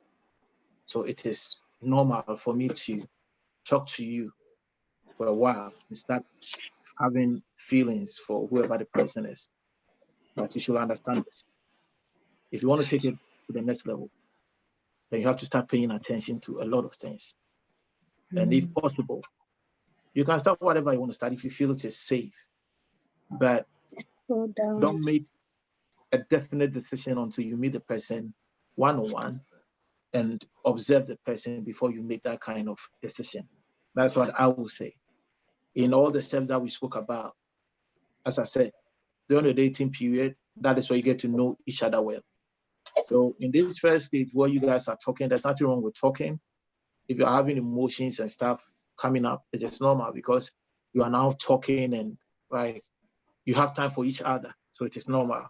But that alone is not enough to make you make that decision. There's more that comes into play in making the decision than just having that kind of feeling. So the feeling alone is not enough. Pay attention, and possibly when you guys meet one-on-one, that will help you make the right decision. On the issue of our ladies, I believe with our ladies, some of our ladies might be asking for marriage possibly based on their past experiences. Maybe a guy, they give their attention to somebody, and at the end of the day, they give everything, and their heart was broken and all that. So now, so we get broken heart. Wow. Yeah, I know. I know that money we get broken heart, but it's mostly with our women than the men. Because women are more emotional than men. Naturally, women were created to be emotional. And normal with our women than with men. But what I am saying is, with the stages now, you know, as women, especially, let me talk to our women. The way you treat people is very important. And especially, you see, we're always looking out there for people who are already accomplished. But the truth is, it is hard to find an accomplished man who is accomplished without an involvement of any lady in their life.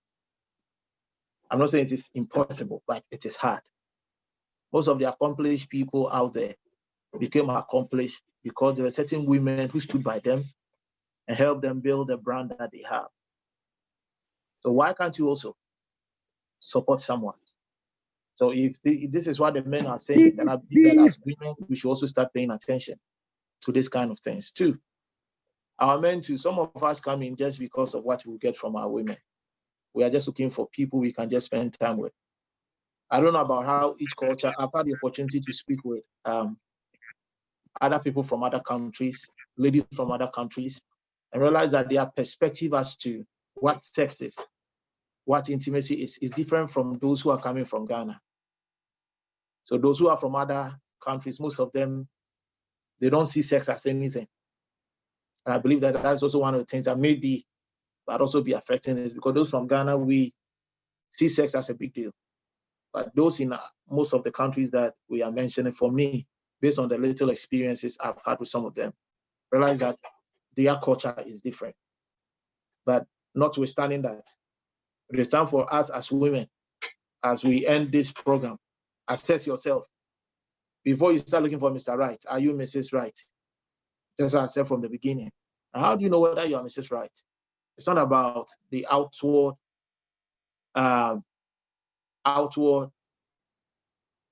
appearances, but it's about the inner beauty, the inner character. That's the most important thing. That's what will cause a man to stay. It's very important. So we can have women with all the outside characters there is, but the inner beauty is the most important thing that will always keep the man. So from today, whoever you meet, treat them right. You never know what tomorrow holds. The great minds of tomorrow is born out of the minds we see today. It's very important. So, our dear women, if our men are saying this for the second time, then I believe that it is time that we pay attention to this particular scenario, situation where, for our own people, when they come around, the way we talk to them, the way we treat them, it's our time that we pay attention. Someone also, I saw a question now that someone was asking about is phone sex, having phone sex with your wife, a bad thing. The issue of why, for me, I feel that you are just worrying yourself unnecessarily. Because phone sex most of the time leads to masturbation. And masturbation most of the time attracts unnecessary things your way. So yes, you are married. Yes, you need a confinement of marriage. You can do whatever you have to do. But the thing is, does that phone sex help the both of you at the end of the day? I think it heightens emotions and doesn't help the both of you. And if one doesn't take care, you end up based on the heightened emotions, even cheat on your partner. So I believe that that is not a route, or that is not a dimension that the two of you might want to start engaging in. If you want to be together, find a way, get together as married couples, then live your life as married couples. If you start doing this phone thing, I remember there was a time I was talking to a certain woman, and she told me that because of that experience with her ex, now she's married. Anytime she's intimate or she gets intimate with her husband, she has to go hide herself in a bathroom and insert her hands and do whatever she has to do before she's okay. All because of her past. It's been a while that I spoke to her about that situation though, but that was a problem. That at the end of the day, the husband one day came to meet her doing that. It's not that she isn't satisfied, but she's used to that phone, something, and masturbation and all those kind of stuff. So it has become a part of her. I don't think that is something that we all want our spouse to go through. Because the only way to be okay after this phone sexting is to end up touching self. And as married couples, that for me, I feel will not help both of you. So the best thing is find a way. If you have to get her to China, get her to China. If you need to go home to visit, do that. And find other means to communicate. Hold that communication. And that will help in a long distance relationship. Thank you. Any other question? If not, then we can end today. Please, I have one. I have a question before Fifi came in. Thank you, Pastor, for the presentation. In fact, one important thing that I want to talk about has to do with, I'm sure most of us here, including the ladies and the guy, don't know even what sickle cell status is all about. And this is a very important thing as far as marriage and kids are concerned. Sometimes you meet a partner, you have the intention of spending the rest of your life together, but from the initial stage, you don't even know the sickle cell status of this person you are going in for. And you spend 5 years, 6 years being good friends together, and it's time to get married, and they tell you that you are not compatible. And this has led to a lot of, I would not call it broken hearts, but a lot of people go mad because of these things. Because you spend a lot of time with this guy, and at the end you say you cannot marry because your sickle cell status does not match. So I don't know, it's just a contribution, but not a question per se. I would advise that those who don't have the test or who have not done the test should do this test and know their status. And if you find a guy you have the intention of spending the rest of your life with, initial stage, please do ask of the status of the guy. It is also very, very important, and I believe that it will help in our marriages because people give birth and their kids are sick every day. You go to hospital, and in fact, that will kill even the love you have for that lady or that man because you spend all your money on your kids at the hospital. Thank you so much.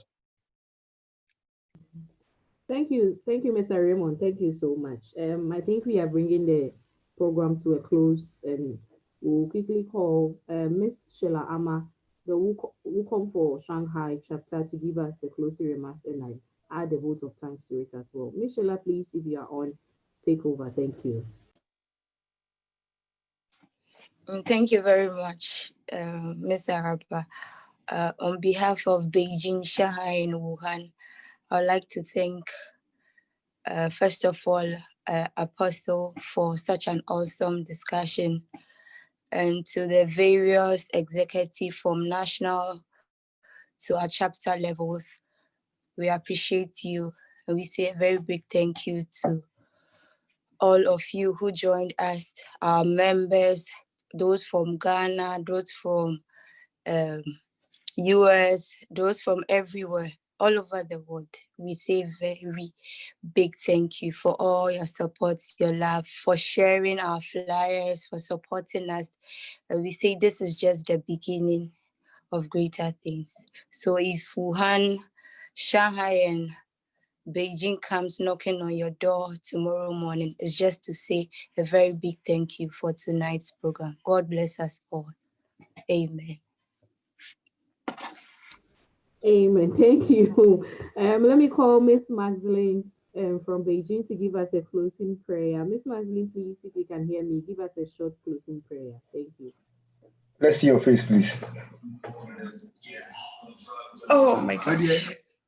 Araba imba program it in Bankwa na appointed.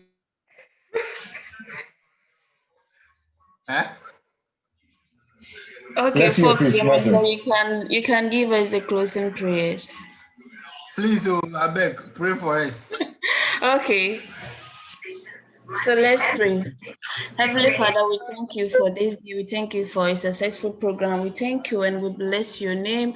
We thank you for the members that were able to join us. We pray that as we've listened and learned this, may you continue to be with us and let us as ladies be humble to our Ghanaian men and every other person. Let bless us and make us humble as ladies, and also soften the hearts of our men to be able to understand us as ladies as well. We thank you for the life of our presenter. May you continue to guide and protect him, bless him and his family and his ministry. We thank you, we bless your name. In Jesus' almighty name we pray. Amen. Amen. In fact, you are a prayer to all our men who found foreign nationals. You are a prayer to for them. Okay, Ghanaian women to they God. We also will go for the foreign.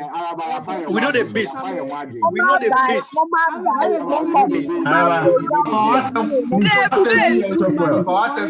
Expect us Ghanaian women to be like chicken.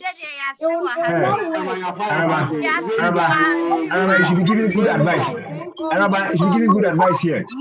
Zimbabwe, no you cannot be dating. You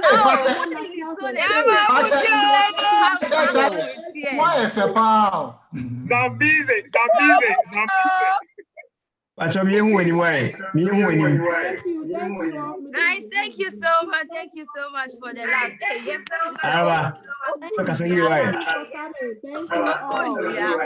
Have a good night. Thank you. Socialize. You may find somebody here. Please socialize. Try and find somebody to chat with, okay, before you leave. Get some contacts and link up with people before you leave.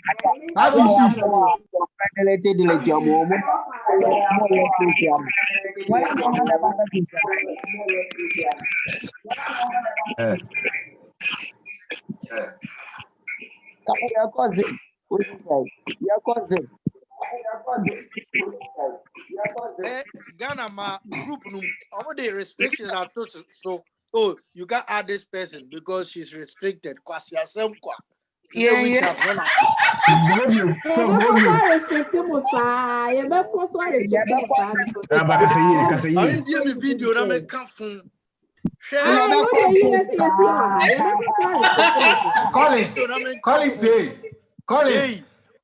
Only on more word, on bon como. We bon como for now as a mother. When you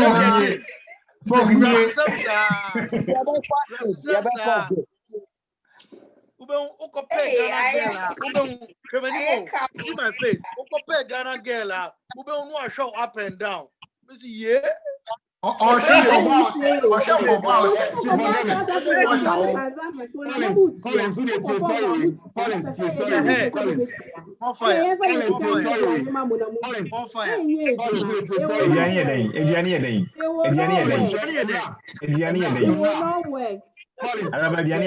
boys call club room. Now club now boys call you go meet 3 girls for them. 3 girls the boys go meet for them. The Ghana girl, the biz of you. We'll take care of you. The Ghana girl don't want to talk your name. Where the boys see some Ugandan girl, the business say what be name. They know the girl mention name Joanna. The Ghana girl should go there. First boy go. Please, what's your name? You know Bezam. The second one go. The third one tell us, Masa. If you not say no go mention your name, come up for the table body then go house. Fire. What fire? At least you come make a claim. You and your country mate I can't hear and the holla you they can't tell you what you put.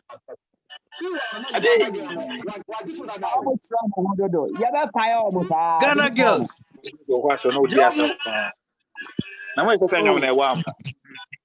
Say, you better fire almost.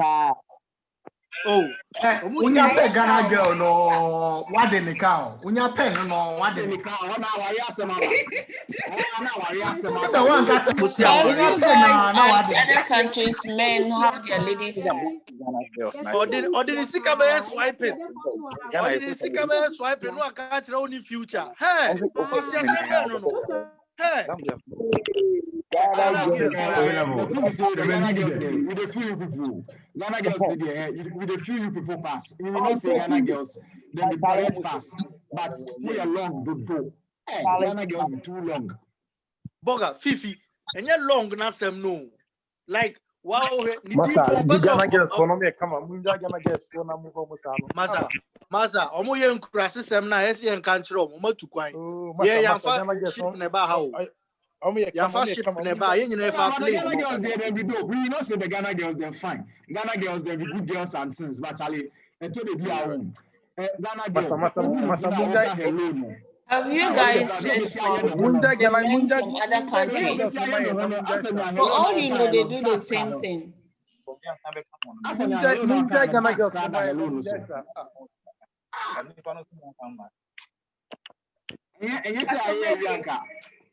The matter now he starts. Hey, sorry. Ghana girls no on one year. Ghana girls no on one year. Ghana girls no bleeding. But on one year. Ghana girls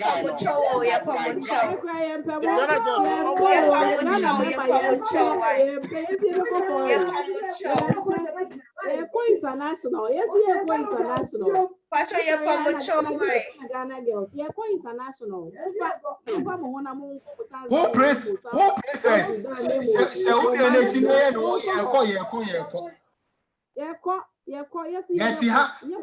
Invitation card ever. Ghana Bema a groom now. Hey, NUGS for Yemba. Someone no pampa, and then they want no pampa, Mose, Mumpem, Ghana and Emma. Invitation can never ban a foreign language. It's over to me. Now, foreign language, Google, but they be say so they be invitation ban. If the Ghana boys then they marry other girls. Ghana boys then they marry other girls.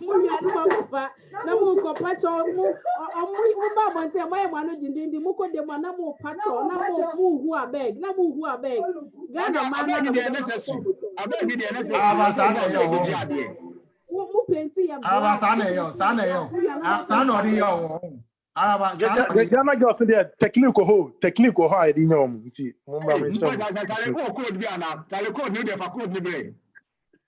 Jamo Pacho them baby are on. Intana Okase yen na sana.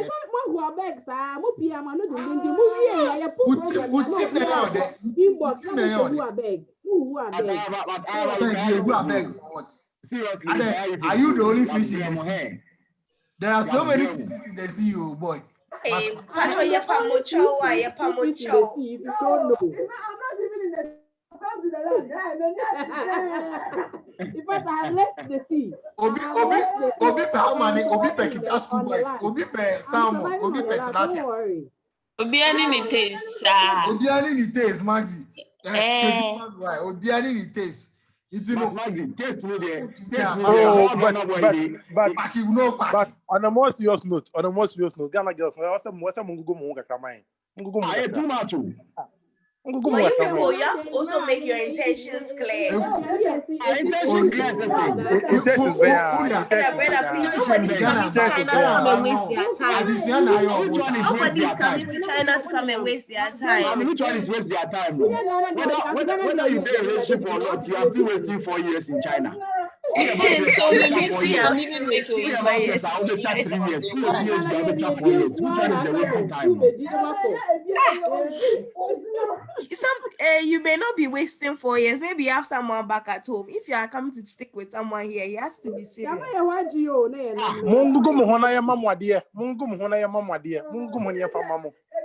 I don't know. Ghana boys no money when you fine. What's today? And what was the Ghana boys in the when you fine? Hey, me where I am, the Ghana boys, they are cool, so. They are cool. They are not cool. They are on fire. Where we are, the Ghana boys are cool. Where are you? Where are you? Nanjing. Oh. Nanjing boys, then they marry other country girls. Nanjing boys, baby. They are also going home to go and marry. Nanjing boys are going home to go and marry. Please. I see, I'm going to Vietnam. You see, Nanjing boys, they do Vietnam. Yes, but most of them go home to marry, Pacho. Please. Why do they go home and then they don't give people in Nanjing? Somewhere along, guy. Because they were dating before they came to Nanjing. They are dating. Most of them came here and started long distance relationship. I only had data 10 GB every day. We are sorry. We beg you people. Why? No, but mommy, we ask for forgiveness. The girls, we will not say Ghana girls be the best. You will say Ghana girls and they're also for my Ghana neighbor. Mommy, I'm begging on behalf of all my sisters. Why? I beg.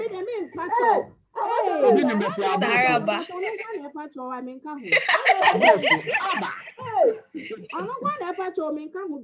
Please, I'm begging on behalf of my sisters. Mommy, wow, patch on my show. Let's see. Wow, patch on my show. Patch on Darby. Me, my this is for my husband only. For my husband only. So sorry. Okay. Yes. Oh yeah, wedding now. My husband can't show you. Me invite you. My wedding area, bra, patch on. My wedding invited. Why are you? Okay, say I am. Say oh yeah, tell me how Ghana out to China. Oh sorry, I'm not Ghana girl. I'm not going to restaurant. You when you're foreign girl, I'm not going to restaurant. Come on. Sister, come on. Say it again. People, when you meet Ghanaian girls, then do jollof, then do am foreign girls, I won't know who come with the animal. You did South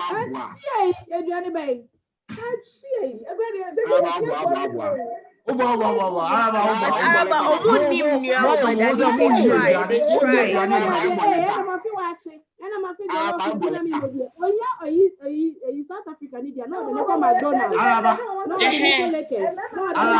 Have you forgotten that the way to a man's heart is through the stomach? This program, people have abused it. McDonald's next weekend. The way to a man's heart is through the stomach. Likewise, the way for foreigners, it's a way to a man's heart. And the way to a woman's heart is through the pocket. The way to a woman's heart is through the pocket. Thank you. Likewise. More fire. The way to a woman's heart is through the pockets. More fire. I didn't say stipend boys. What is a stipend boys? Now who basically what is the date? Who basically I don't know how fast I who basically stipend boys where date? We are talking about the way to people's hearts. So me too, I'm saying the way to a man's heart is through his stomach. The way to a woman's heart is through her pockets. No, but the way to a woman's heart is commitment. No, it's not. Is it? Are you a woman? It's not commitment. Are you a woman? It's commitment. It's pockets. I know. I have sisters, and I know. Your sisters have lied to you. You are lying. You cannot laugh based on money. When the money finishes, what happens? Yes. Your sisters have lied to you, brother. Mommy, when the money finishes, what will you do? When the money finishes, by then we'll be going to heaven. So that one will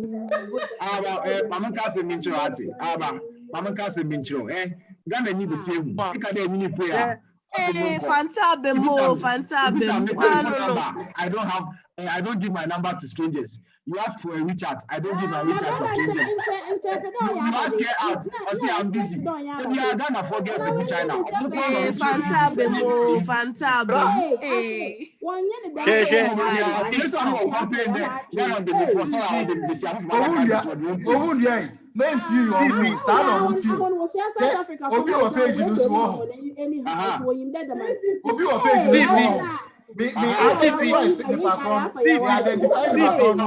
It took the person 1 year to accept my request. What were you adding the person for? What were you adding? I identify the person. And what were you adding the person for? But you know, the thing is that if you are in a group, you are in a Ghanaian group. Why have you put on restrictions on the group? People cannot add you and since. Why? Fifi, Hey, this one is not a case. So this one is not a case. If you want to add a person, type it on the page and let the person add. No, why? If I want to add you, why should I add it to Hello, the page? Chef Udemy. Yes, you have to man, no add. more, no You more have to hearing. write it on the page. By this time. Yes. Chef Udemy. Yo. What say your tongue? What say your Pop. tongue? Why do you want to add them? If you add them, the value is the same. Why do you want to add them? So you should just go Brother, there. what profitable thing was he going to say? That's the question. Uncle, was it business talk? Whether he has a profitable thing to It's do business or now. not Something that will profitable, bring money. the value is the So same. you should have typed it on the page that please, I have a business chat with you. No, Please I can't add me. type it on the page. I need you. Then What just Ghana accept WhatsApp the and I'll make us fate. I mean type you on Accept the fates like that, uncle. And Please for us to accept say, the fates like that. I wish a foreign lady. I mean, in chess strategy is different. And if I keep applying it on them, okay, we are fine. In fact, we are perfectly okay. Don't come and stress us here in China. We see India, na India, and you are not Odia, we see Omodia, no more treat. Kobe, maybe Kobe. Yes,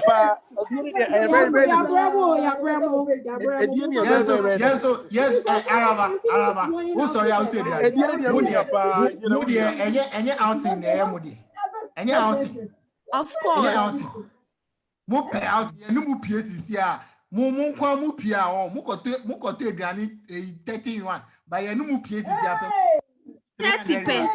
I give myself good treat, so please. Hey, I treat myself so good. Like, Who do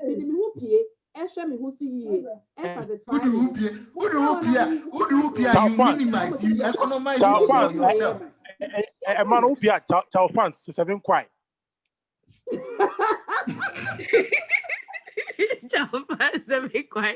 Where did they say child fans? That was 7 quite. That be 7 quite. What is your spending 7 quite? What is my mistake? Never need pay. So I know what position. Or the result mean give me your hunt. Hey. Tanzania South Africa for oh, Charlie. Oh,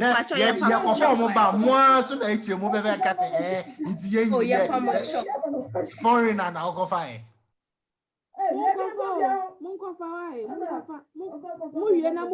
Hey, this is a heavy case.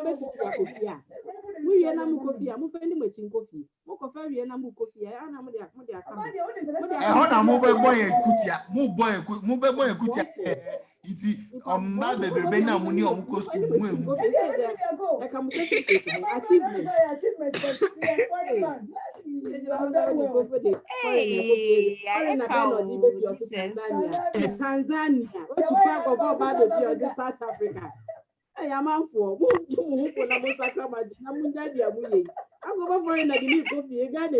Oh, do your bush, your body sauce. Hey, then you're really no free for Zimbabwe, Zambia, Congo, or Mali, Benin. Hey, Brian, I want to buy your Mali, more fire. Uganda, more fire.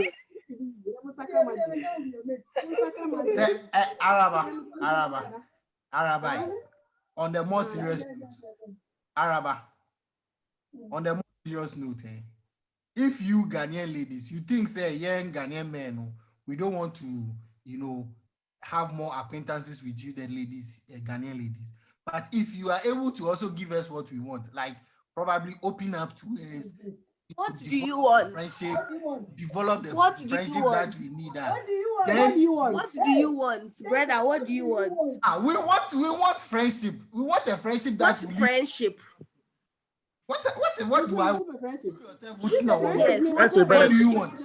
Friends with benefits. Then please go home for the benefits. Right? We are not saying friends. Nobody is saying friends with benefits here.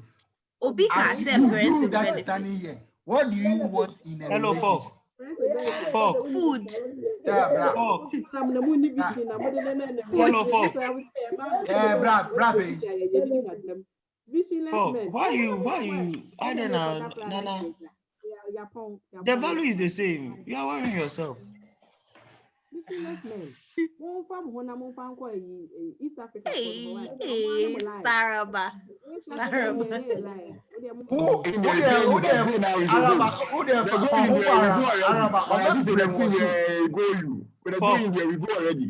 Hello, folk. Whether East Africa, West Africa, South Africa, or Central Africa. My brother. University on East Africa for the Bebrewa. Yempe.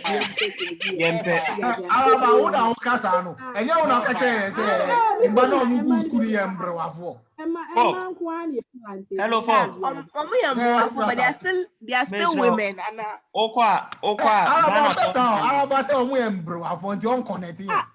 Hello, folk. Folk, me say, sa Ghana for man, besa utwa asa akoseo. Menko.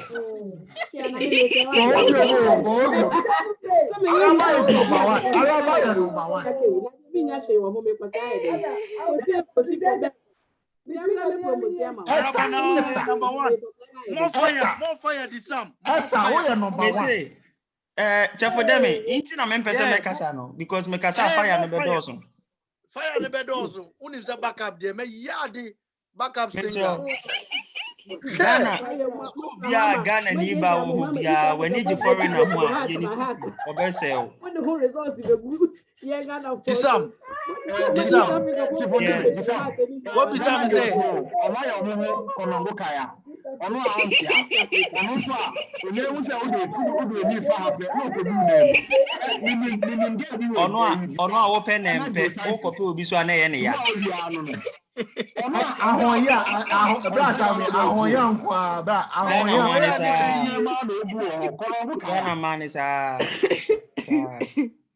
Ghana man is when I say somebody says the Ghanaian ladies are so cool. The person is right. It's true. Oh, baby, India. Now who is Ghana man? Nice format.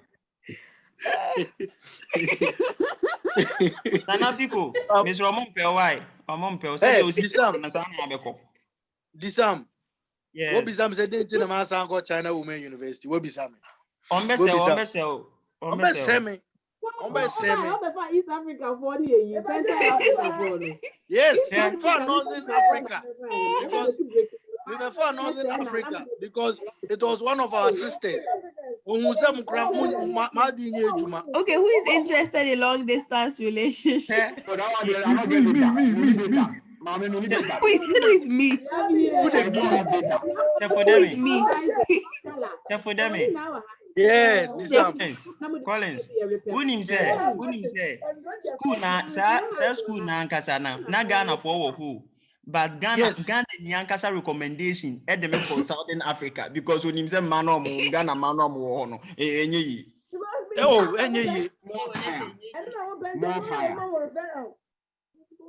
Then a Ghana ni but me recommend another Ghanaian guy to Southern African lead. On him say Ghana man won pel. See, yempe. Yeah, maybe when she looks at you, the person, the sizes, they're South African. Maybe. One size. Mommy, one size. Mommy, the thing is, Ghana girls need bleedy crown and say, China honey, I want to. Muja, we are then cry, Ghana boys near hot cake. Don't forget him. Hot cake, say. Hot cake, say. Tanzania, Uganda. Hot cake, say. Vietnam. Hot cake, say. Hot cake in what way? Hot cake. Hot cake in what way? Mr. Obu. Hello, hot cake in what way? Meso mamenka adansi ebi a Zimbabwe lady be defy on. Ghana romantic pa ba e fa so we nim se mekona ye dino se aya Ghana ma dey say mo dey Ghana ma dey. Wait, so are we still talking about Ghanaian guys being romantic? Like, are we saying Ghanaian guys are romantic? Mommy. Hey, is it that we the Ghanaian ladies are the only ones who can testify? Mommy, if you watch say Ghanaian men, we are romantic. Oh, Ghanaian men are not romantic, Master. Is this one hard? It's more romantic, Anna. We didn't say we are romantic, but we are just saying you are not romantic. Yeah, I like Ghanaian guys, but I'm just saying you are not romantic. It's not I don't say with Nanjin. In 2017, Nicole Nanjin, Nisha, Tanzania, nearby you are. I say for 3 years she's been in Nanjin. Yeah, or that fact, my own free Ghana party and Kawachespa. What I'm trying to say is that you guys are romantic to other people. You guys are romantic to other people. Fantastic. And Pastor Squad, they say the deal with you. 1 hour. 2 hours or 2 hours. Long journey. Mr. Obu, Mamindi Ghana for man who dance and chill. Mamindi Ghana for man, unim time a Ghana ni by a romantic. Dabi, that will use car. Debbie, Enyano, O birthday or do be Mudu or Sichia. Or see, babe, please, they said the bill was 150. I will pay 50, you pay 100. Hey, Ghana, my mafia. It's me one as Zimbabwe, Tanzania, Niba, what two sneakers there 300 quid. So Ghana, Babeto sneakers amount. Now the Wabonibia, and how are you? Sneakers, the amount. I got one chimney. That's what we can do for our husbands, not for our boyfriends. When you don't know whether the guy will have you or not. I go beside if you are not pack, mommy. I go beside if you are not pack. Please, Ghana guys. Mr. Obu, sometimes you play with people's feelings. Hello, Mr. Obu. Ghana battle sneakers mawa who say for the next 3 years ube chiama one shot Ghana battle sneakers ama no one kasa watu bi ase Ghana ba no one kasa watu sneakers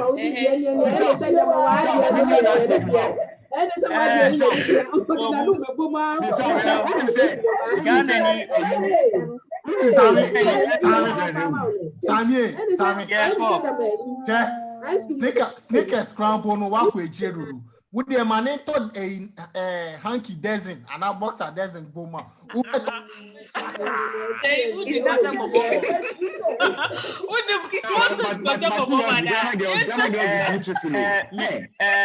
Mr. Fogg. Ghana ni Ebeto sneakers. Ghana ni Babeto sneakers. I'm actually be a coupon. And no better than 2 weeks.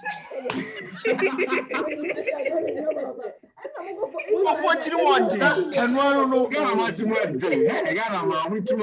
not being the sick upon the coupon and any of your obedient. I'm not being the sick at stick on body or what. Mr. Fogg, what the mommy dear dance about could be so chill. Mommy dance about more fire. Why not? Ghana ni baby na mi pie na eja.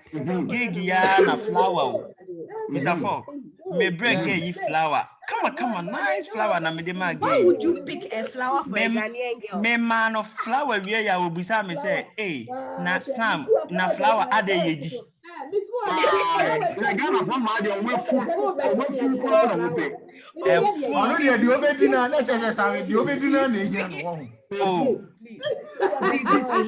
See, guys. Flower, no, so I catch us a window romantic. Go for my flowers. Guys, let's be serious. If your father gives your mother a flower, will your mother be happy? Let's be serious. Why would she be happy? Why should she be happy?